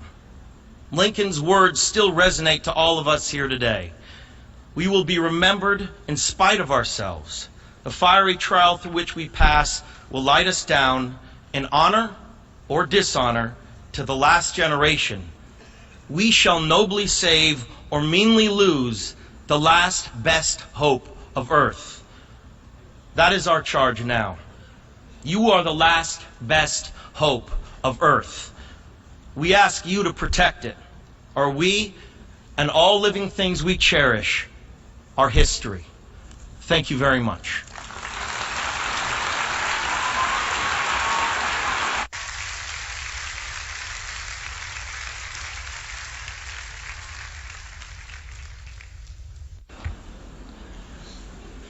I thank Mr. DiCaprio for his passionate statement and engagement.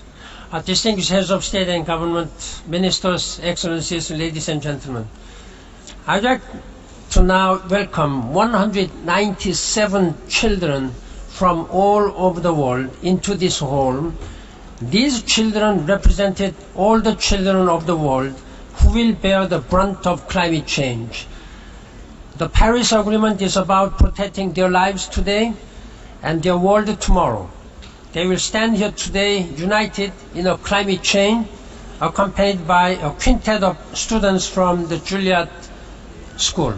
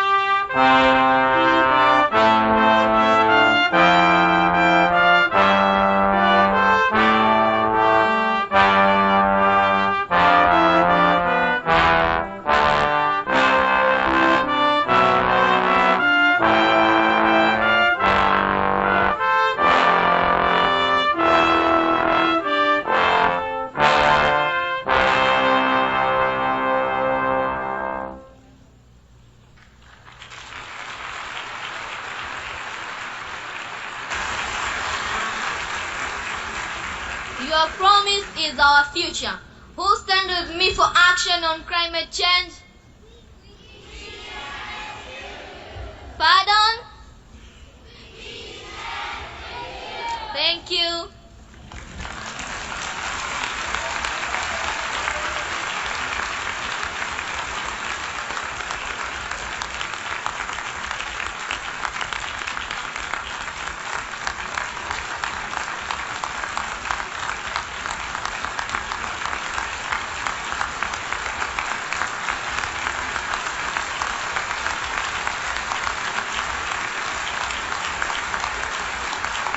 Let us join hands together to stop the effect of climate change. Thank you.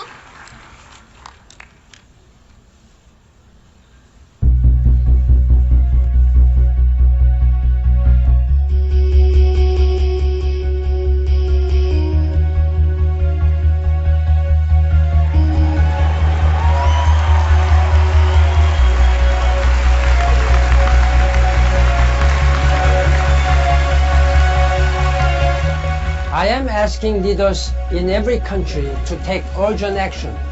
My message is clear. We need all hands on deck, from the local to the global, to reduce emissions and strengthen our resilience.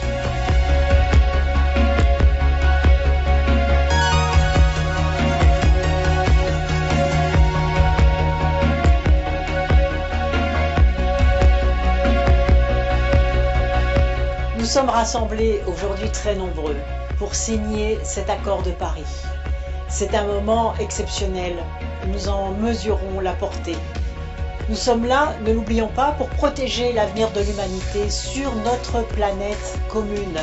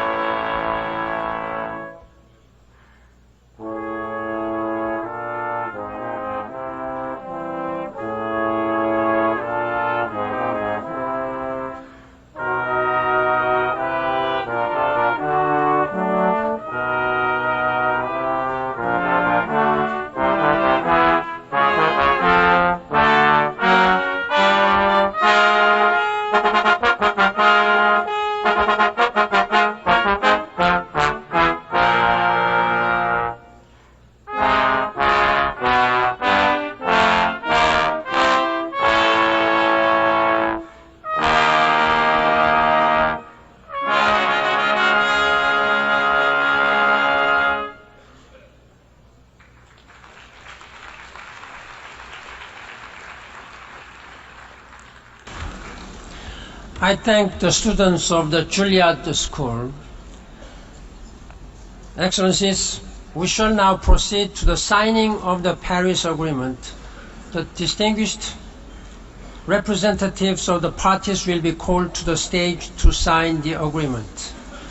The first to be invited to the stage will be His Excellency President of France, followed by the distinguished representatives of those states that are both signing and depositing their instruments of ratification today. They will be followed by the distinguished representatives of the countries that spoke during this opening segment.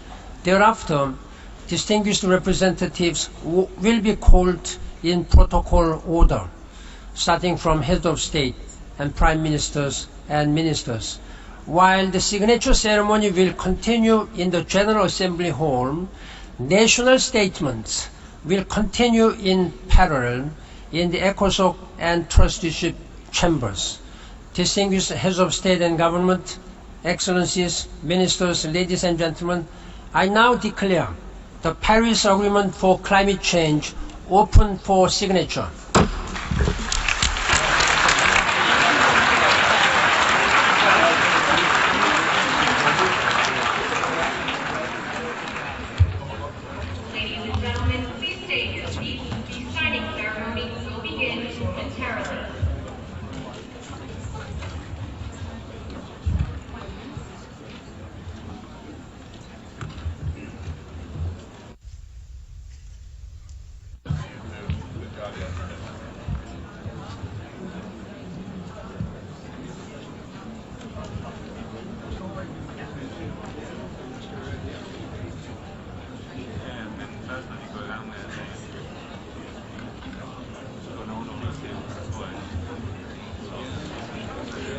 No, should we test it? Or? I can hear you. The mic is every mic is going in there. Right, the ambient mic is going in there. Your mic is on the ambient mic.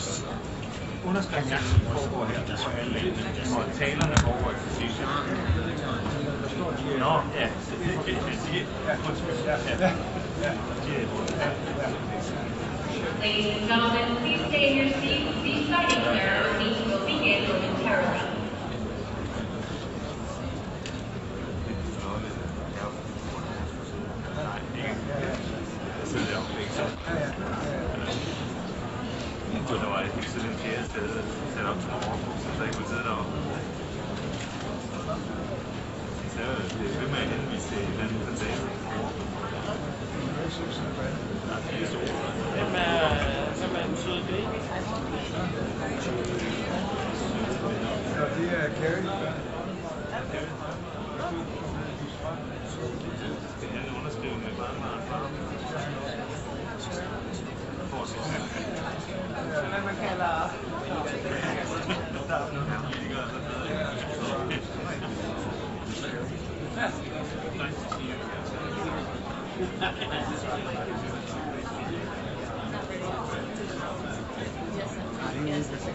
Yes. What is going to be the arrangement? Are they going to take them from their seats? Yes, they will take the seats to the Indonesian lounge and then they will take it to G200 over the purple offices. Okay.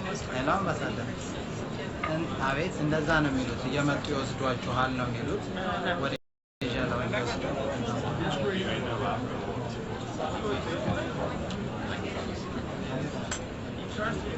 His Excellency the President of the French Republic.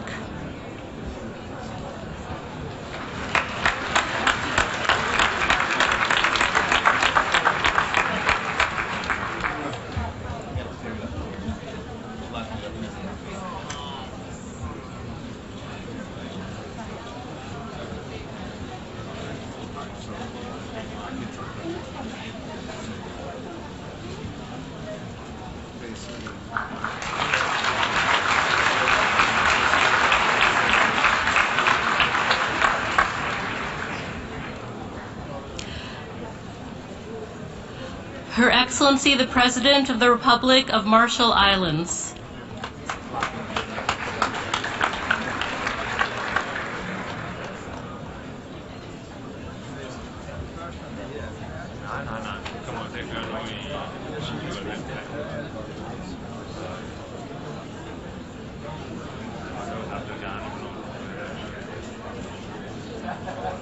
Are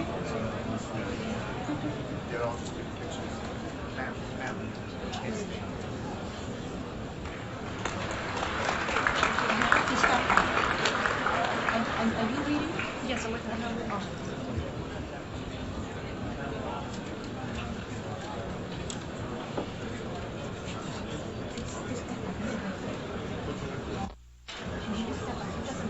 His Excellency the President of the Republic of Nauru.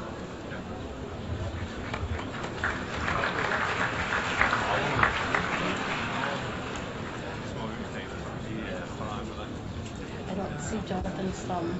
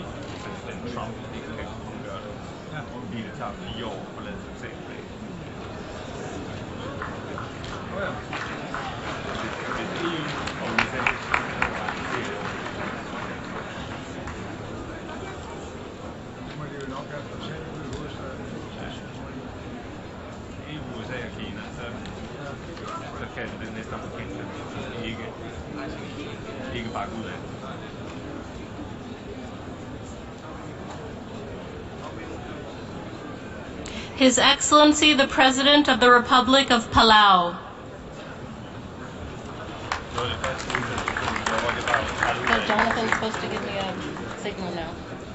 I don't know.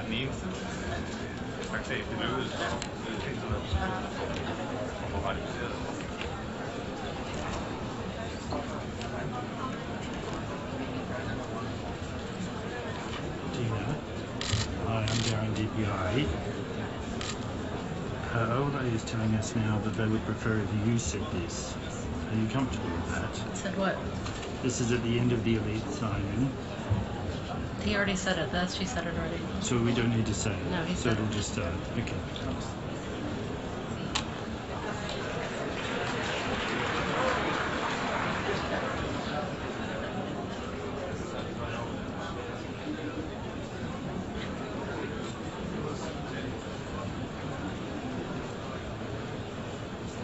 His Excellency the President of the Federal Republic of Somalia.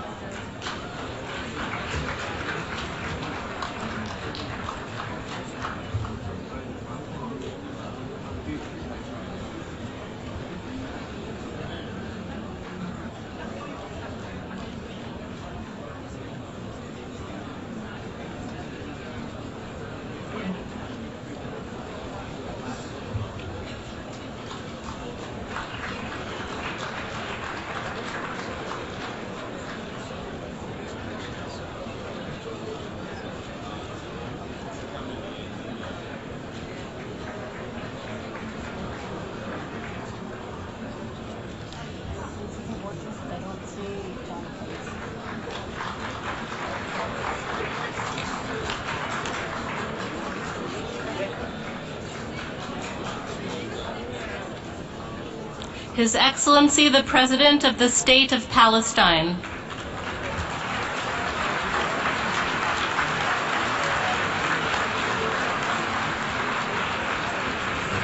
I don't see him. And he's not giving me a signal.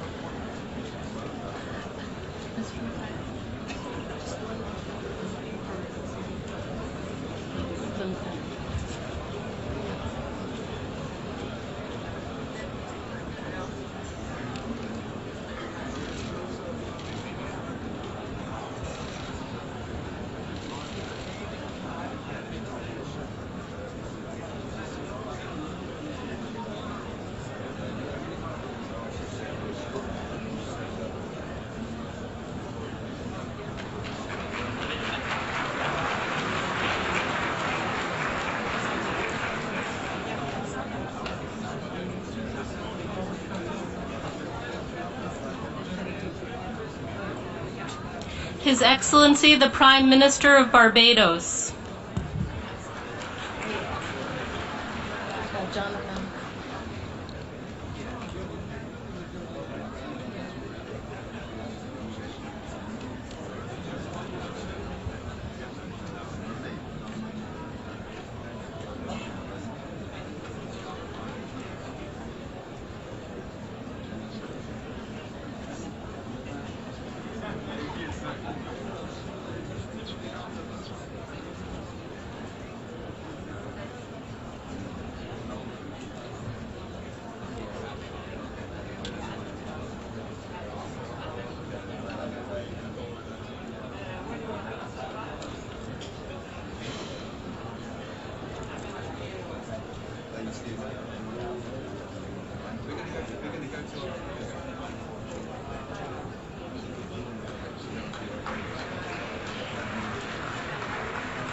His Excellency the Prime Minister of Belize.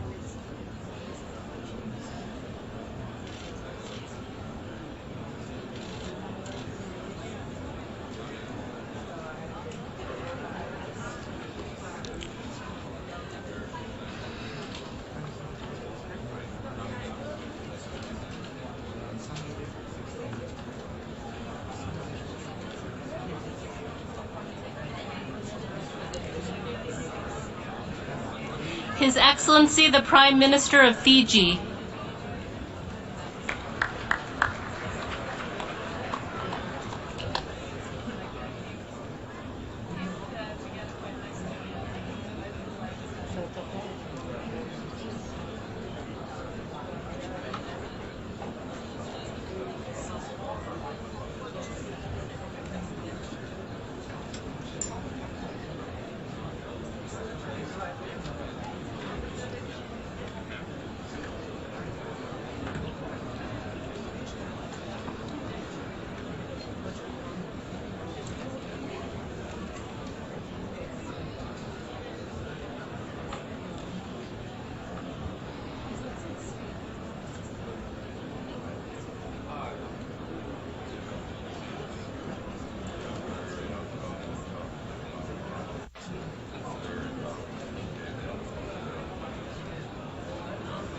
His Excellency the Prime Minister of Grenada.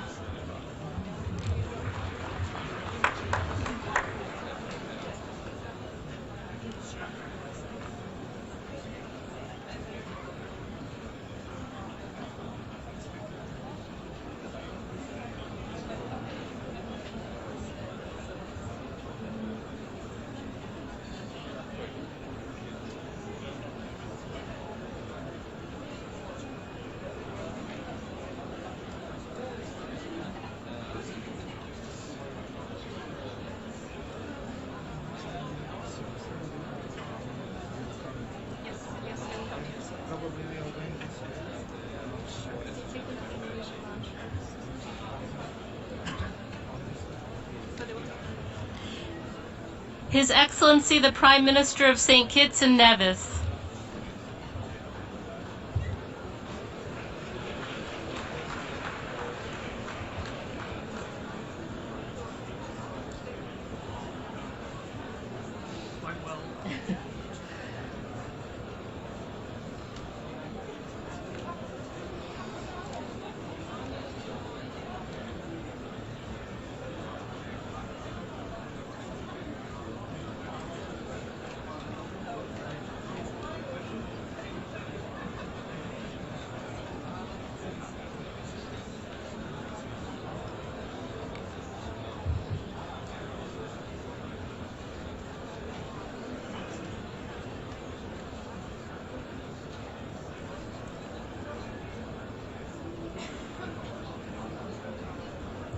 His Excellency the Prime Minister of Samoa.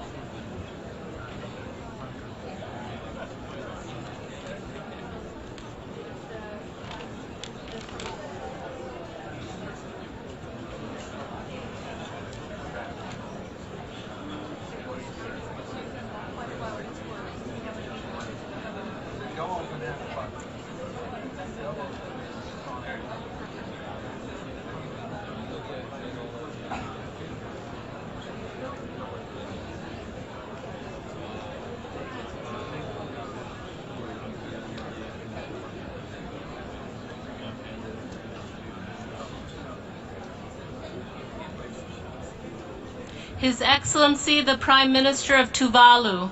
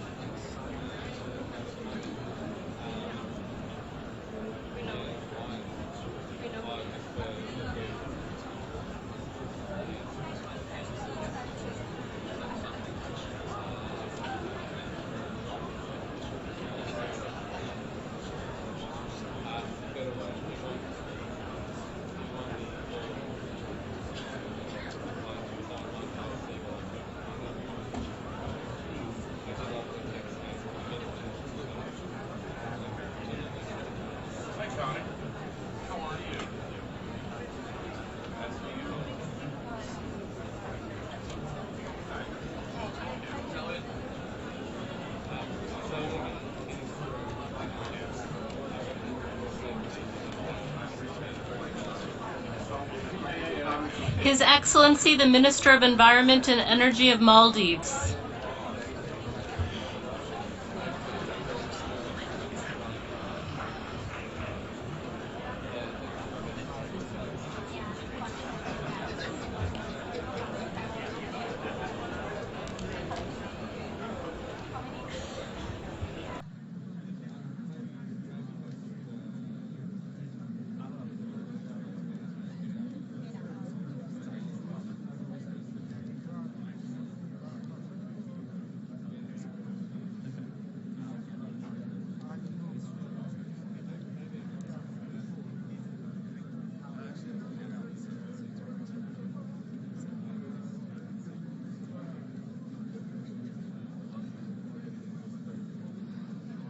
His Excellency the Minister for Sustainable Development of St. Lucia.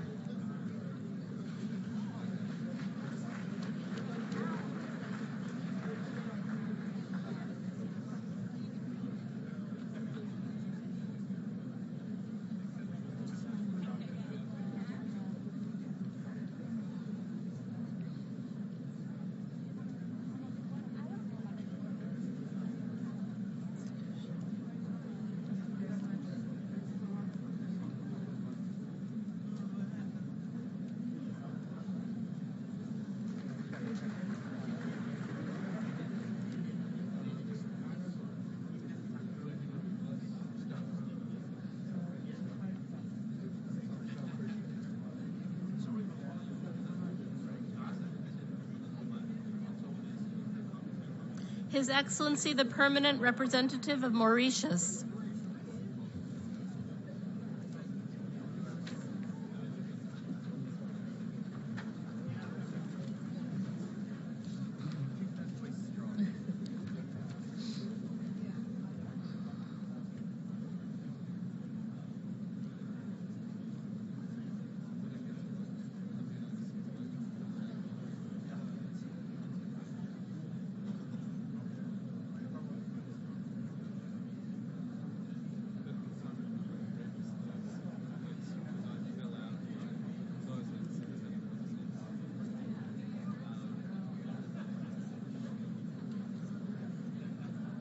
His Excellency the President of the Republic of Peru.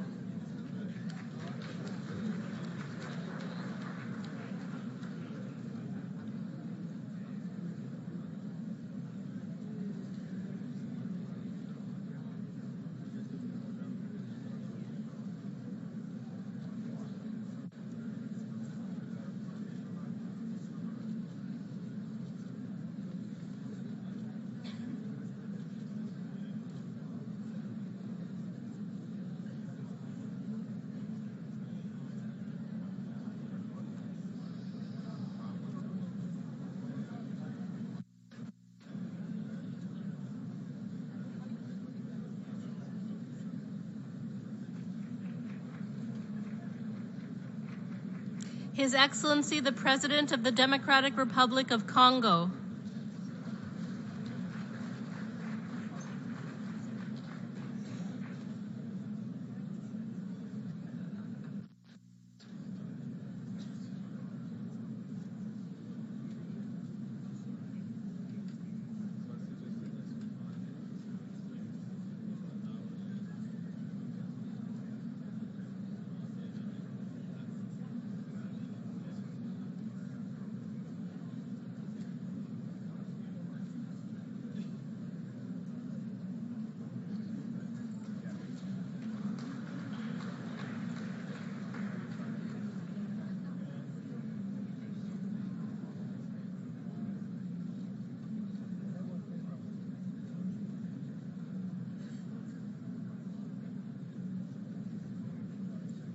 His Excellency the President of the Plurinational State of Bolivia.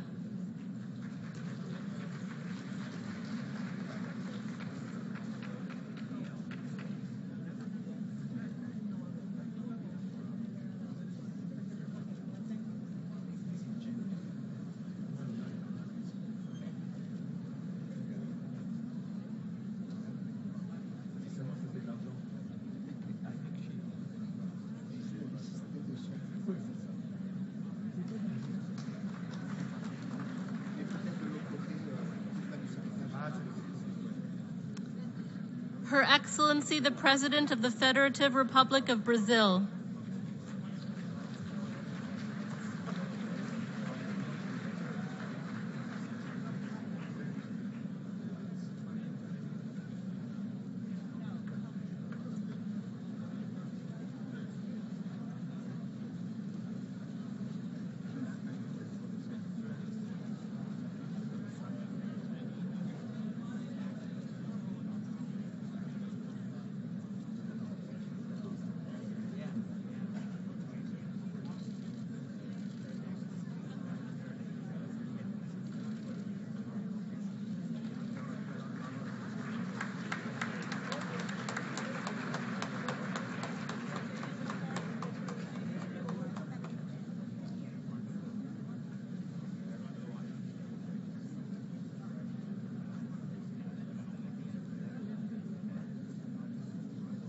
His Excellency the Vice Premier of the State Council of China.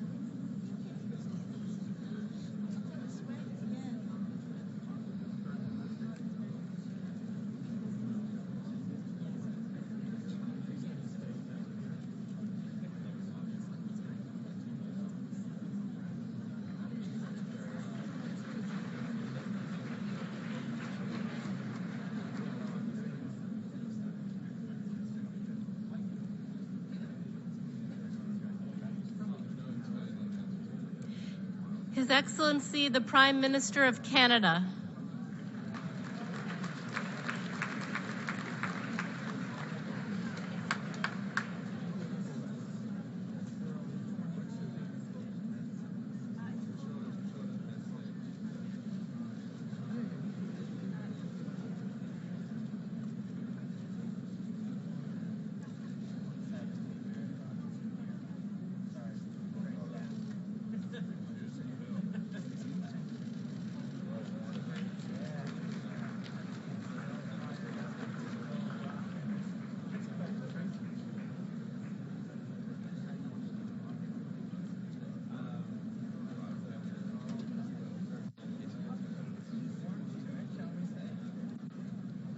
His Excellency the Prime Minister of Italy.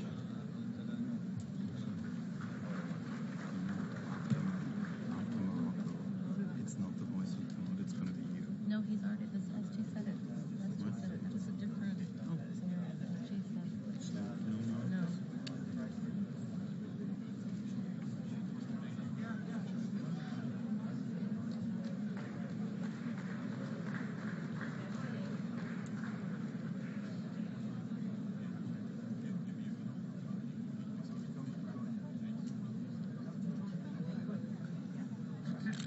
His Excellency the Deputy Prime Minister.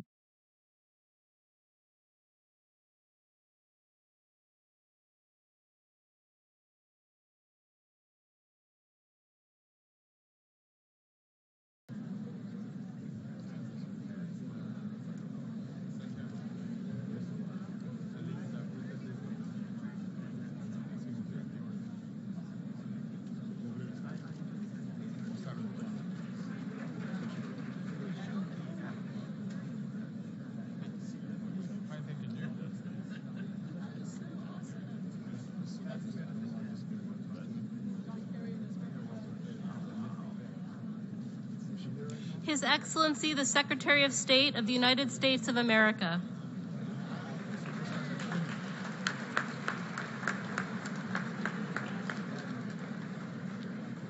We don't have her open. Excuse me.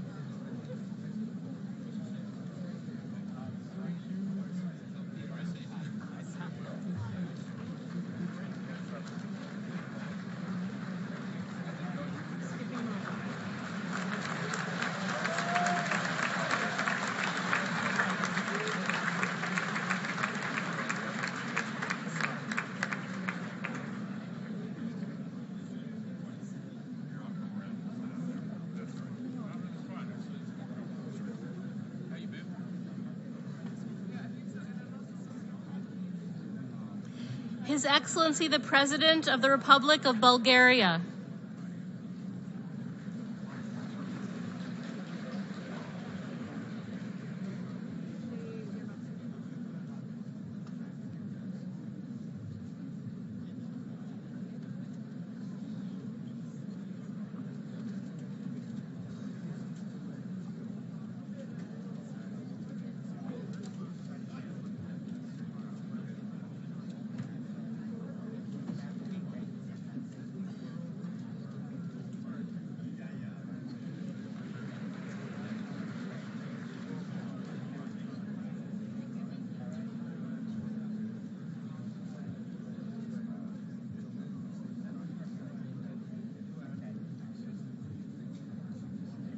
His Excellency the President of the Central African Republic.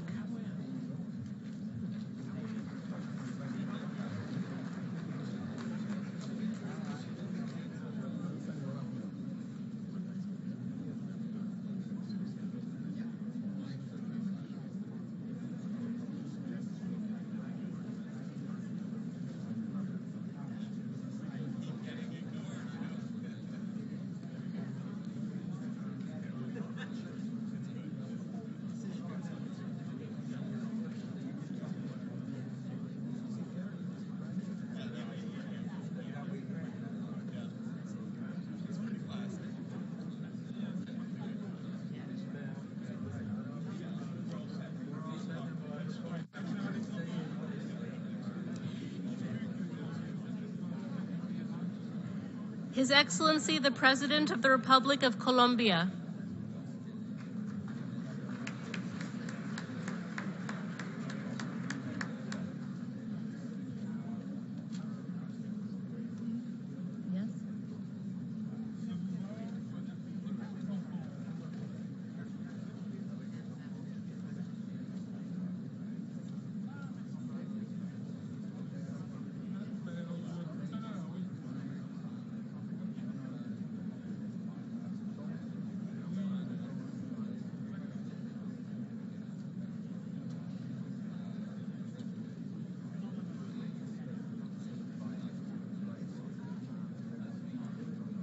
His Excellency the President of the Republic of Côte d'Ivoire.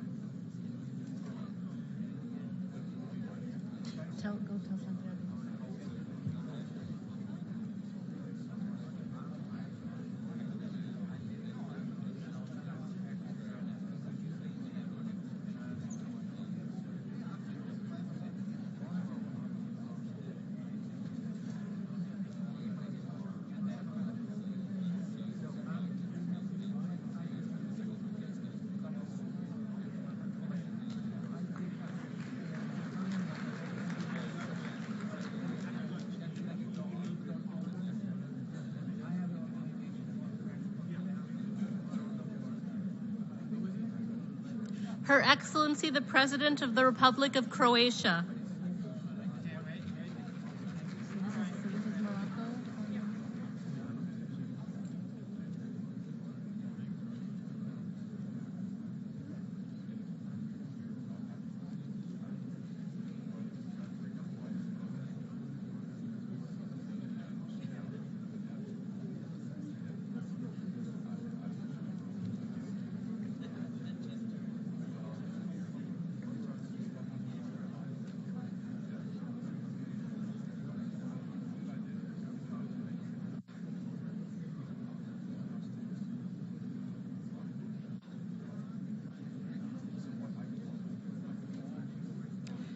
His Excellency the Minister of Foreign Affairs and Cooperation of Morocco.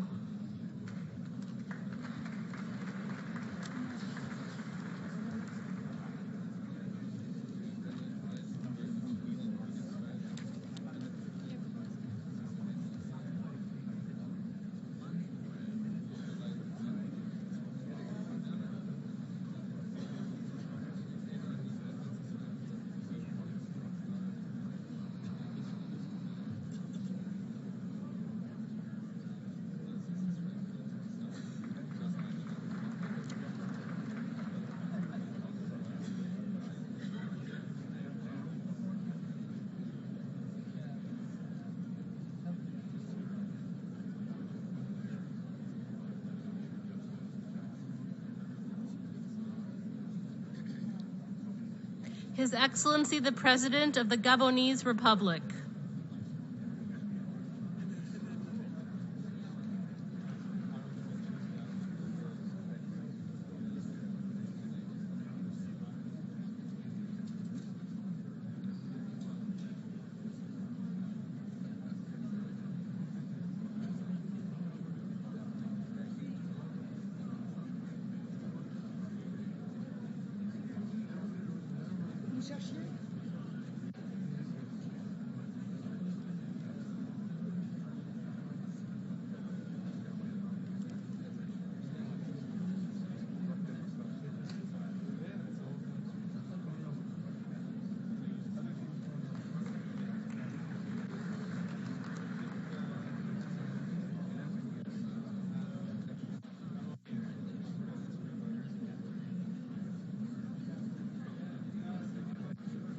His Excellency the President of the Republic of Guatemala.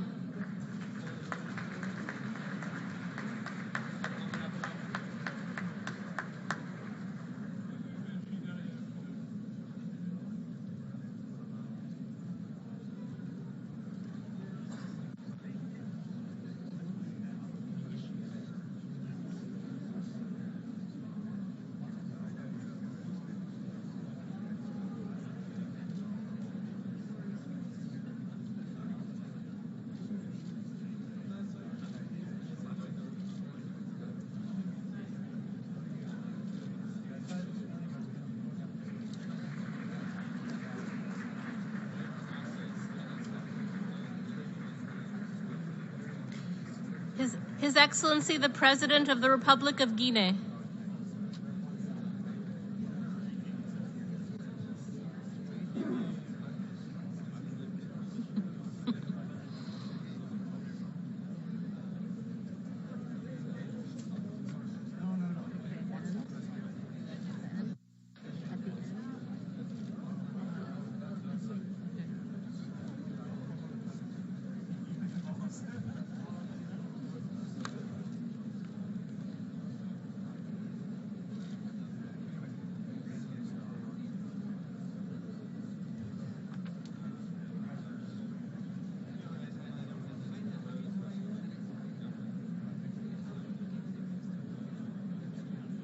His Excellency the President of the Republic of Guyana.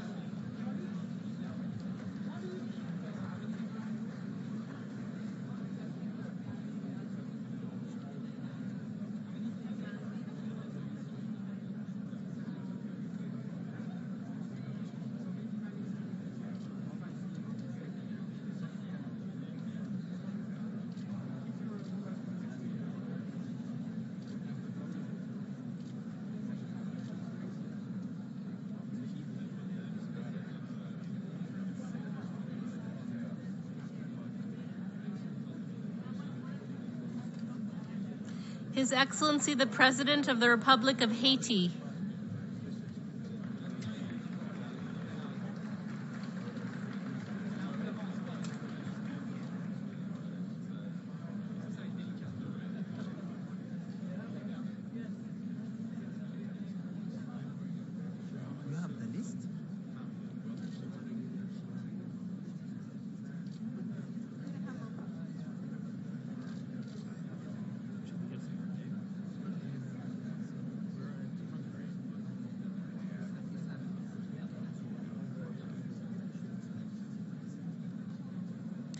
His Excellency the President of Hungary.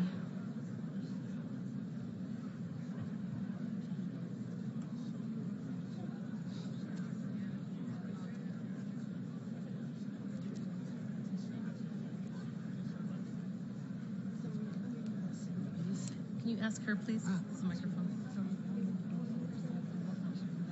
Okay, this is number 38. We have 107. Wow, 38.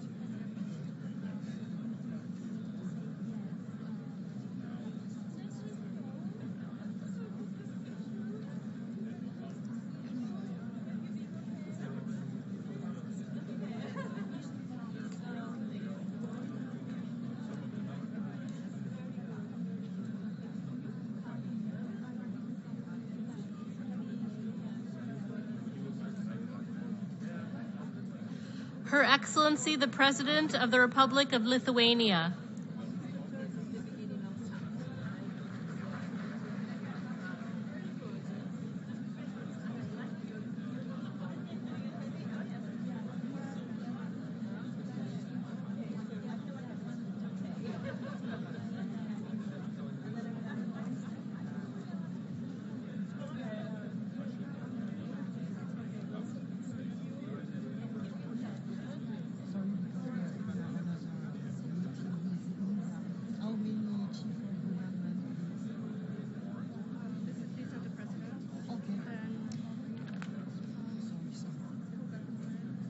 His Excellency the President and Head of Government of the Federated States of Micronesia.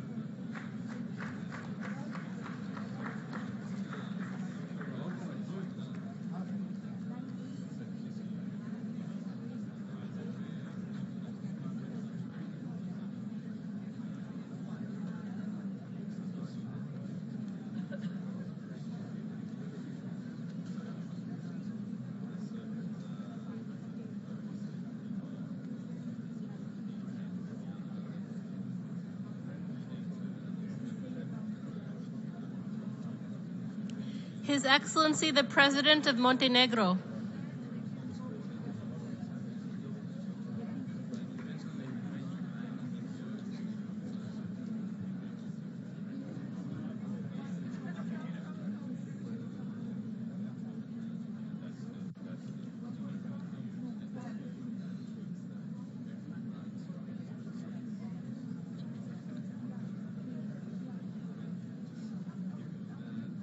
His Excellency the President of the Republic of Namibia.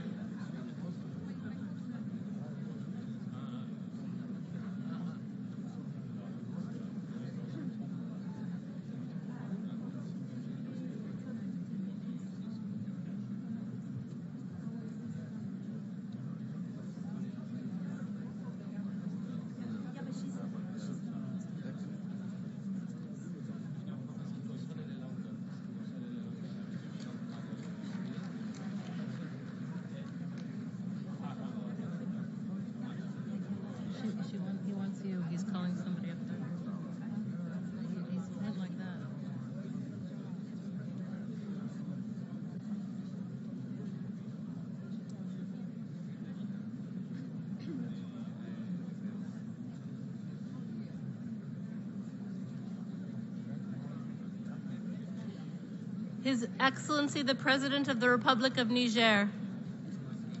The Secretary General is complaining the title. Of who? I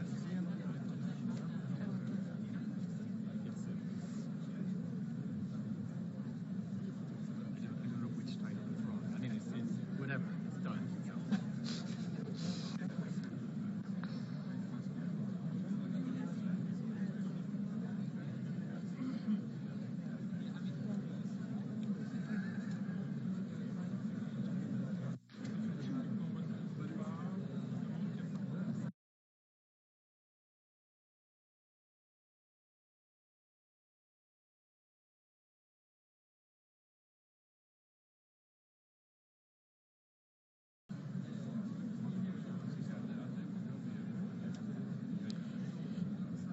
His Excellency the President of the Republic of Paraguay.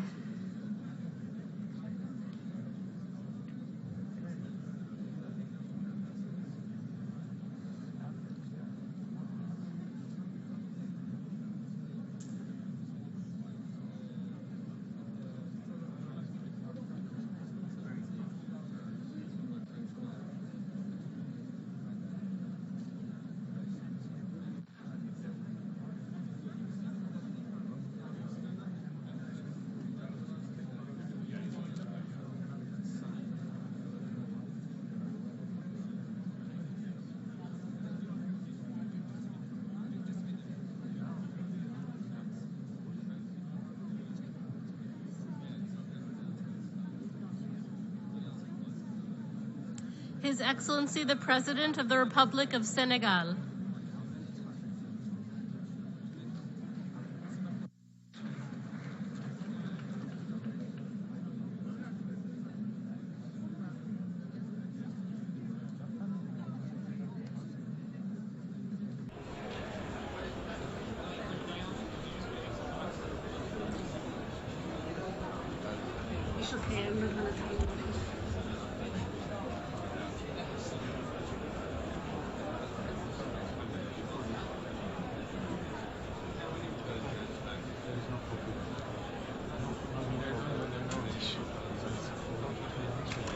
His Excellency the President of the Republic of Serbia.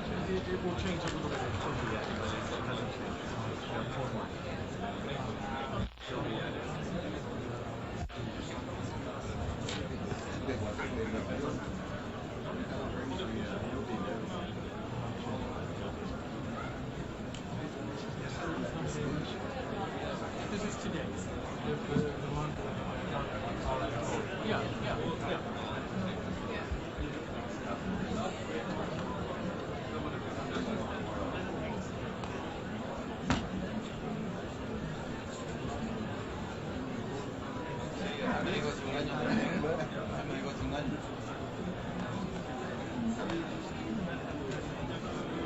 His Excellency the President of the Slovak Republic.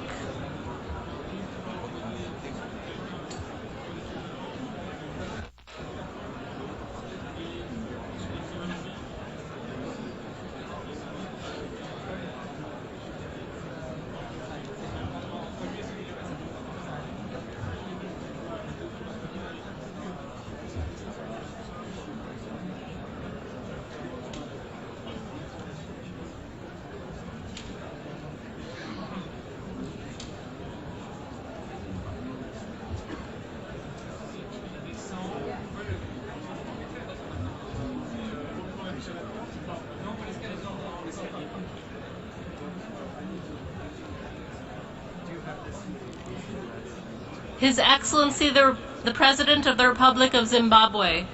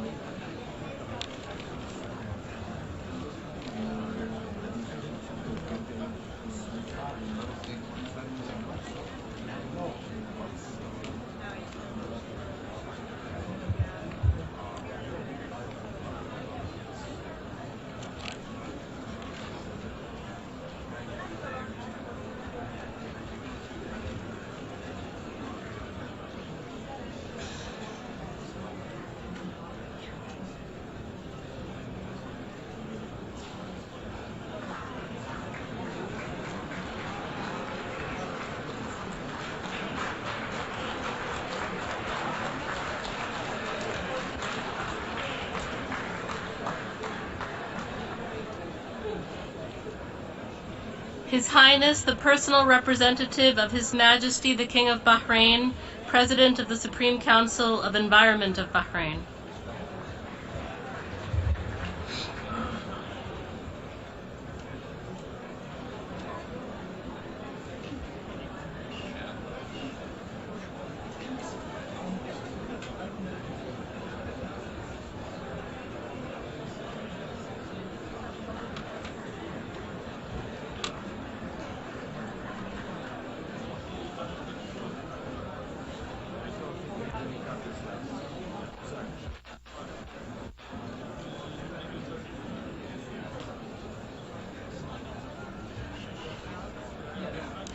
Her Excellency the Vice President of Costa Rica.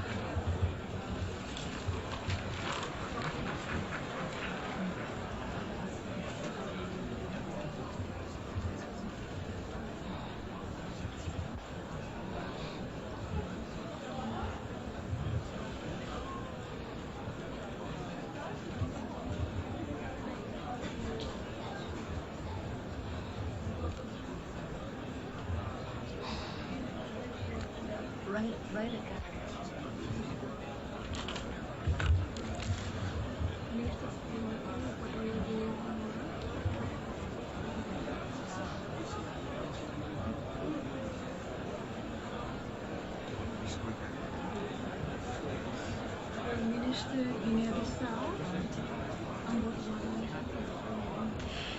Her Excellency the Vice President of Switzerland.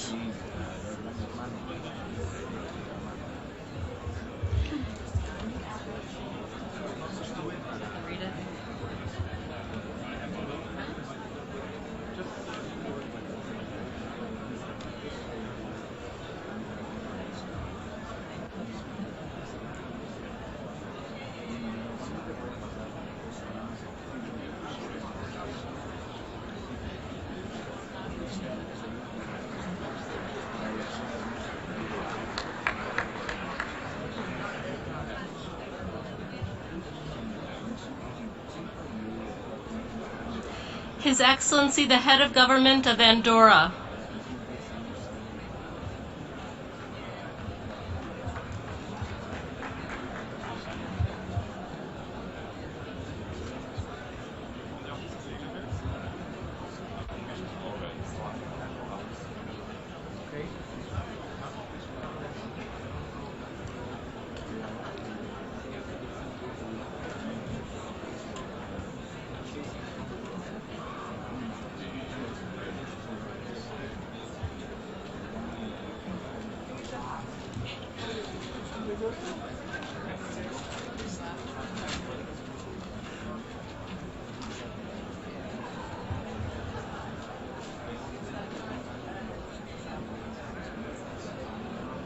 His Excellency the Prime Minister of Antigua and Barbuda.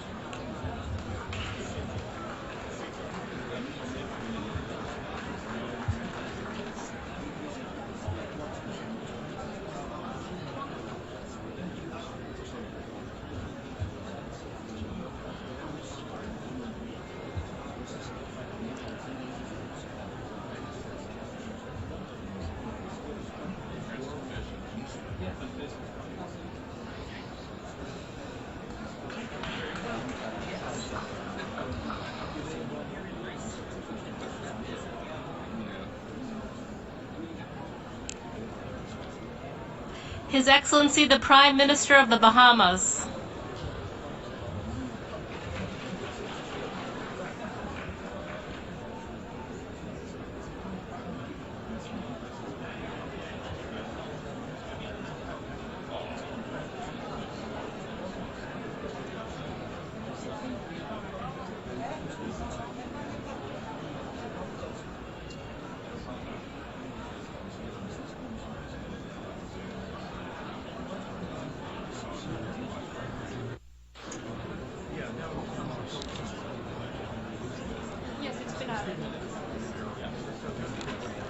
His Excellency the Chairman of the Council of Ministers of Bosnia and Herzegovina.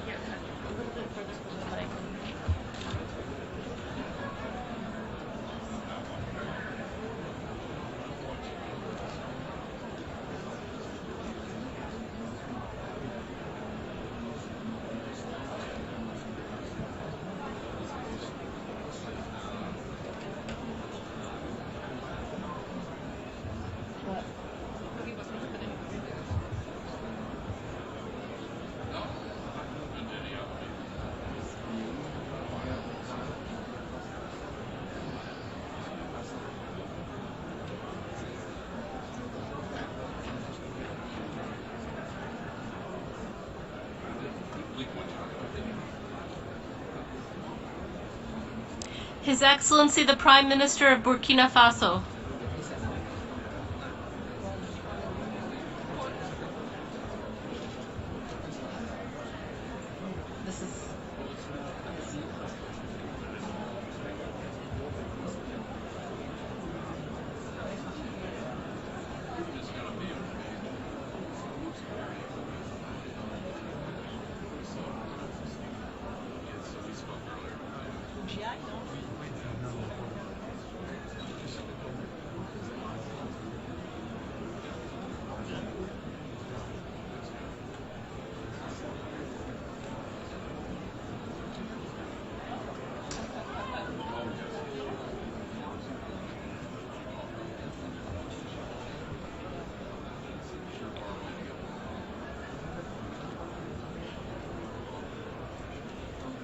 His Excellency the Prime Minister of Ethiopia.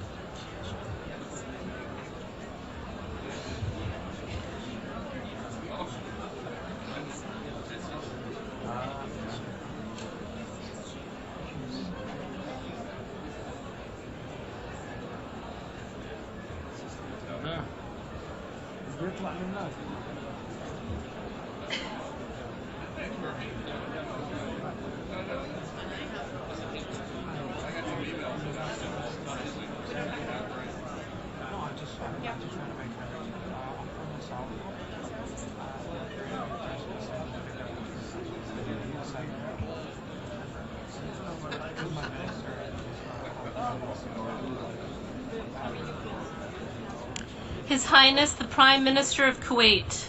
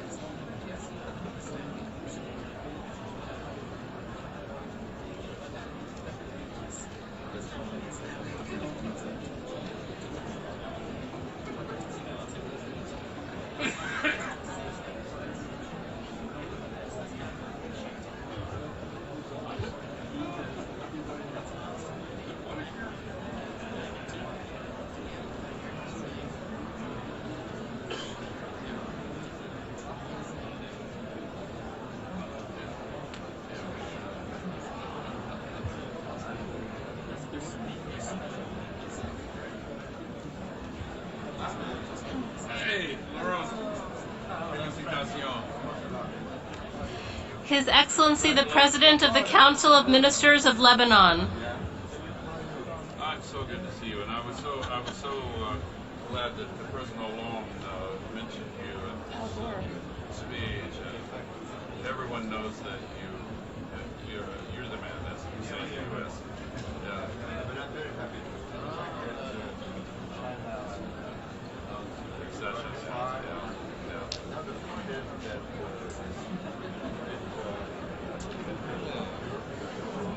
Very complicated.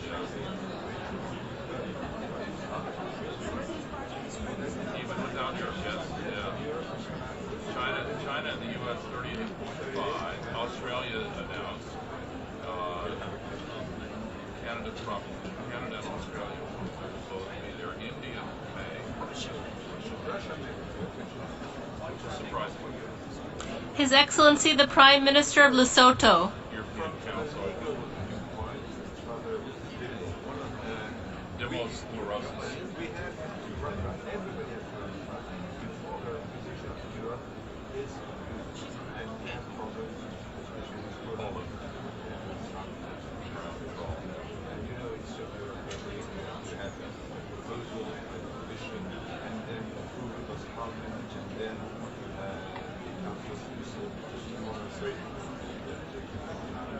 But anyway, now we have.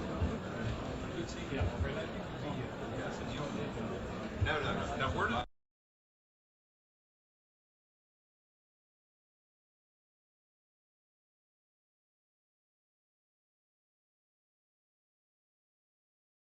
The real one should be in the UN or in the Or in your library. No. Sorry.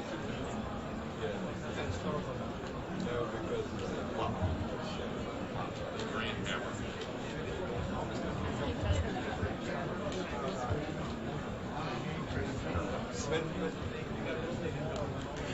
His Excellency the Prime Minister of Malta.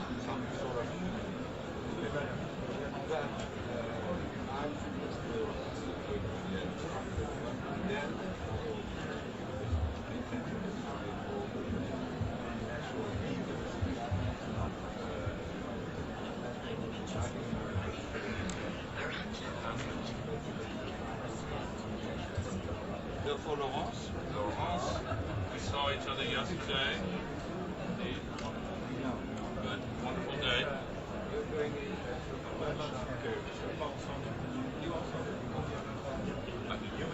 His Excellency the Minister of State of Monaco.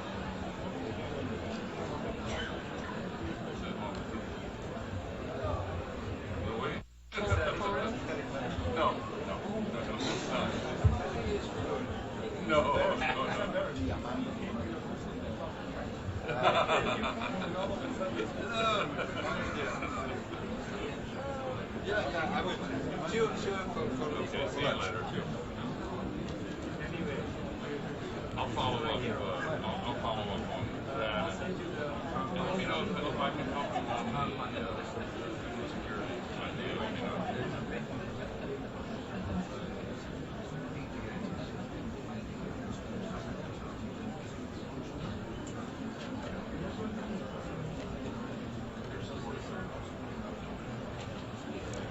Her Excellency the Prime Minister of Poland.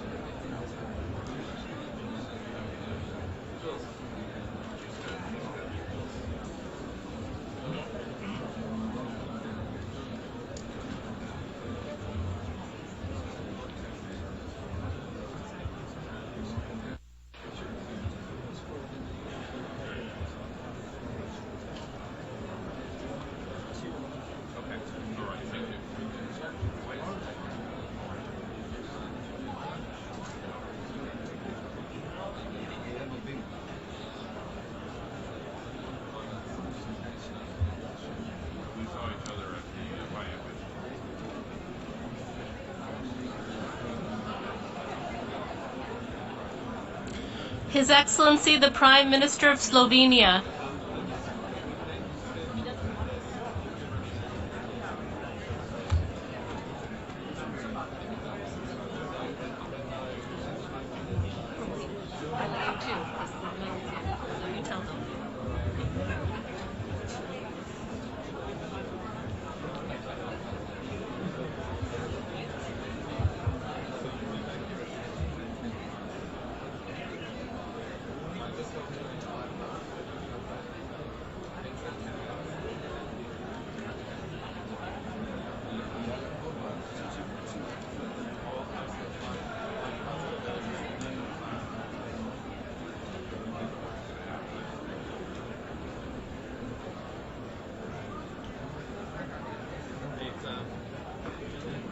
His Excellency the Prime Minister of Uganda.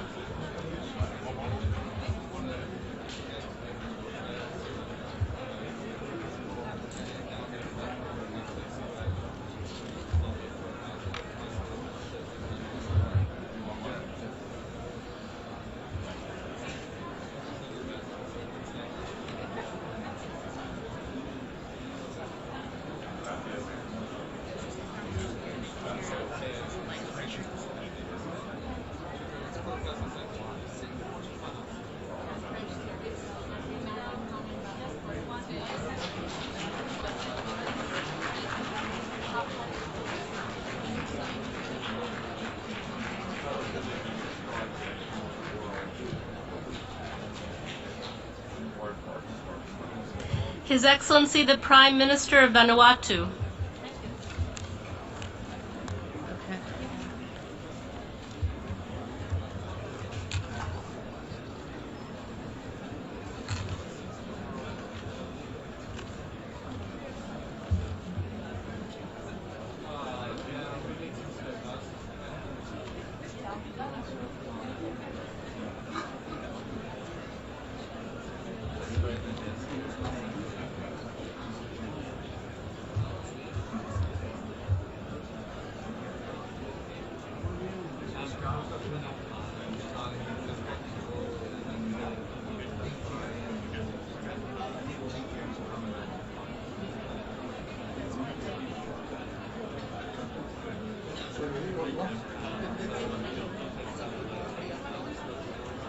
His Excellency, the Deputy Prime Minister of Albania.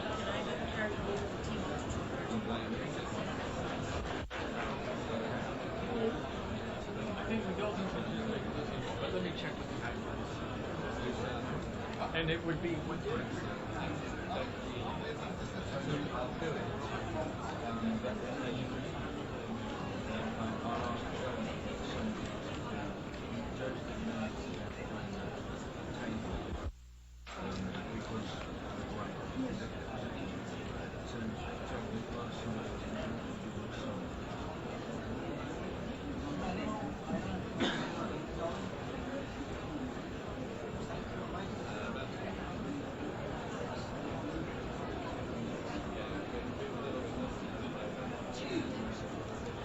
His Excellency, the Deputy Prime Minister of Belgium.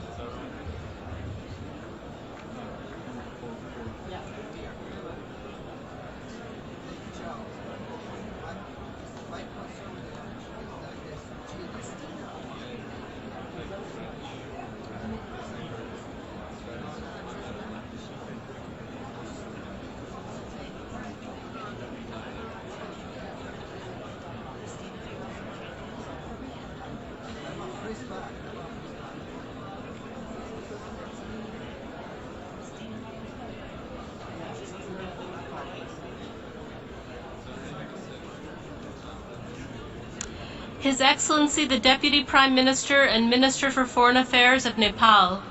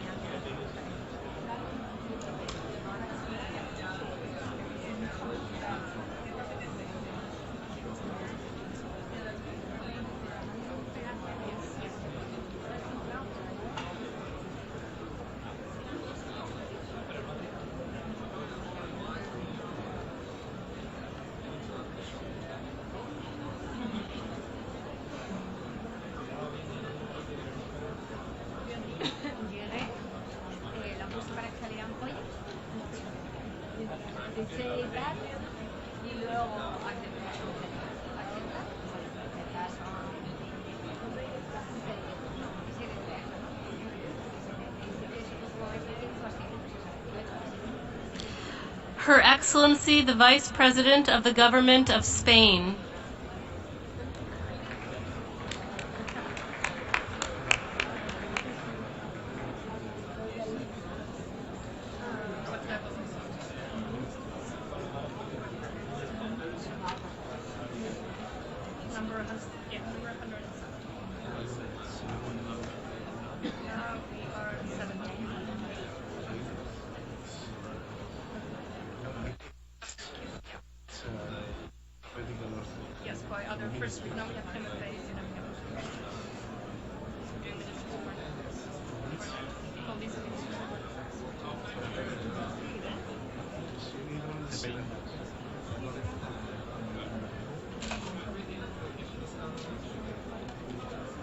His Excellency, the Deputy Prime Minister of Swaziland.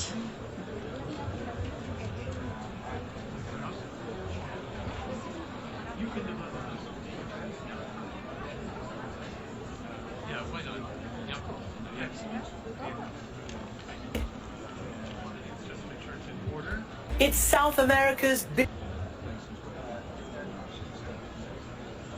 It's South. Okay, thanks so much.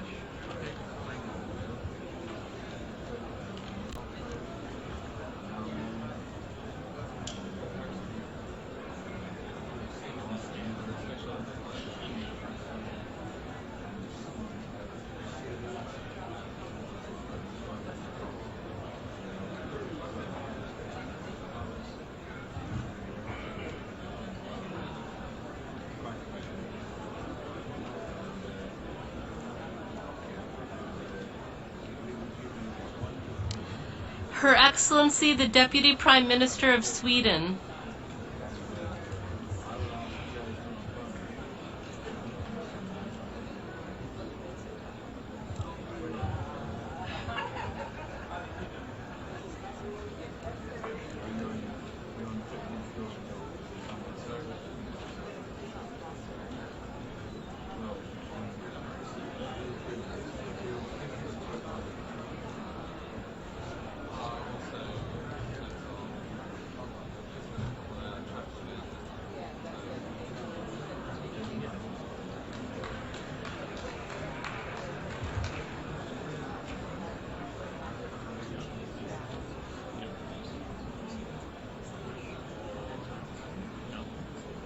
His Excellency the Deputy Prime Minister of Tonga.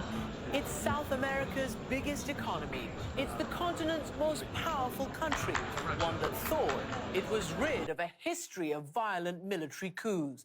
But now, Brazil's democratically elected President Dilma Rousseff says that she's the victim of a political coup after Congress Sunday night voted overwhelmingly to send impeachment proceedings against her to the Senate. Dilma's supporters reacted to the vote with shock and sadness, while her enemies and anti-government protesters celebrated. But what has she done?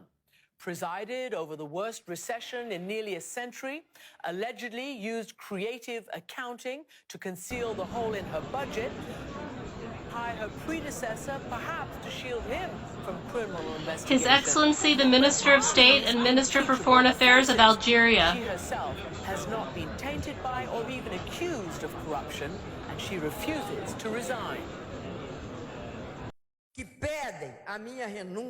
Those who call me to resign show the fragility of their conviction of the process of impeachment, because above all, they are trying to instate a coup d'etat against our democracy. I can assure you that I will not cooperate with this. I will not resign for any reason whatsoever. So, what is at the core of this political drama that's led to anger and frustration online and on the street?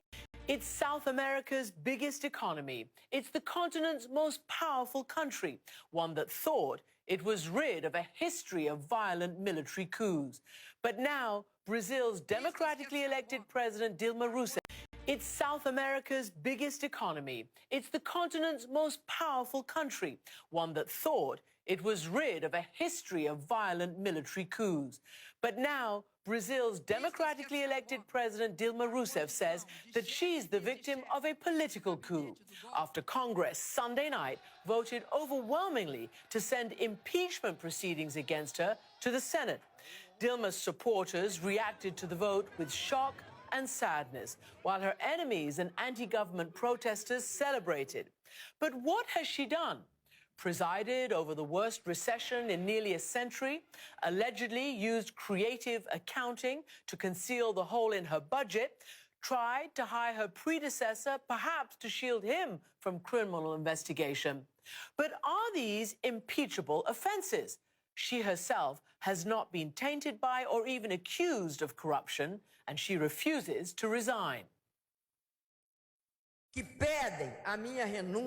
Those who call me to resign show the fragility of their conviction of the process of impeachment, because above all, they are trying to instate a coup d'etat against our democracy.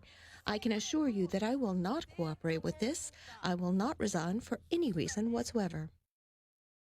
So, what is at the core of this political drama that's led to anger and frustration online and on the streets? Pulitzer Prize-winning investigative reporter Glenn Greenwald lives in Brazil, and he's closely covering this constitutional crisis. He joined me from Rio. Those who call me to resign... Welcome back to the program, Glenn. Great to be with you. So were you surprised? Did anybody really think that at the last moment she could have got the votes she needed to stave off this sort of impeachment process?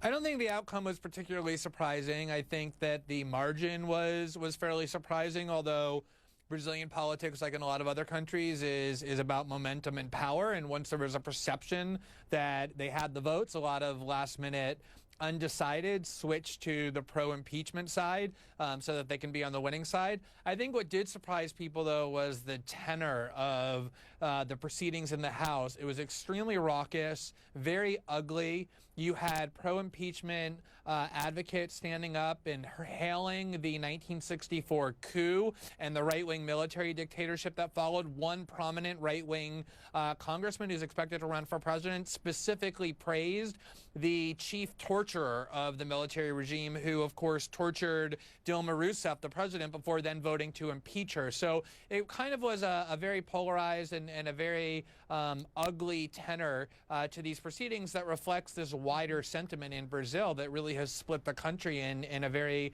dangerous and unstable way. Even the vice president, who may have to step in, is himself accused of all sorts of misconduct and wrongdoing. And I just want to read this to you because it is extraordinary.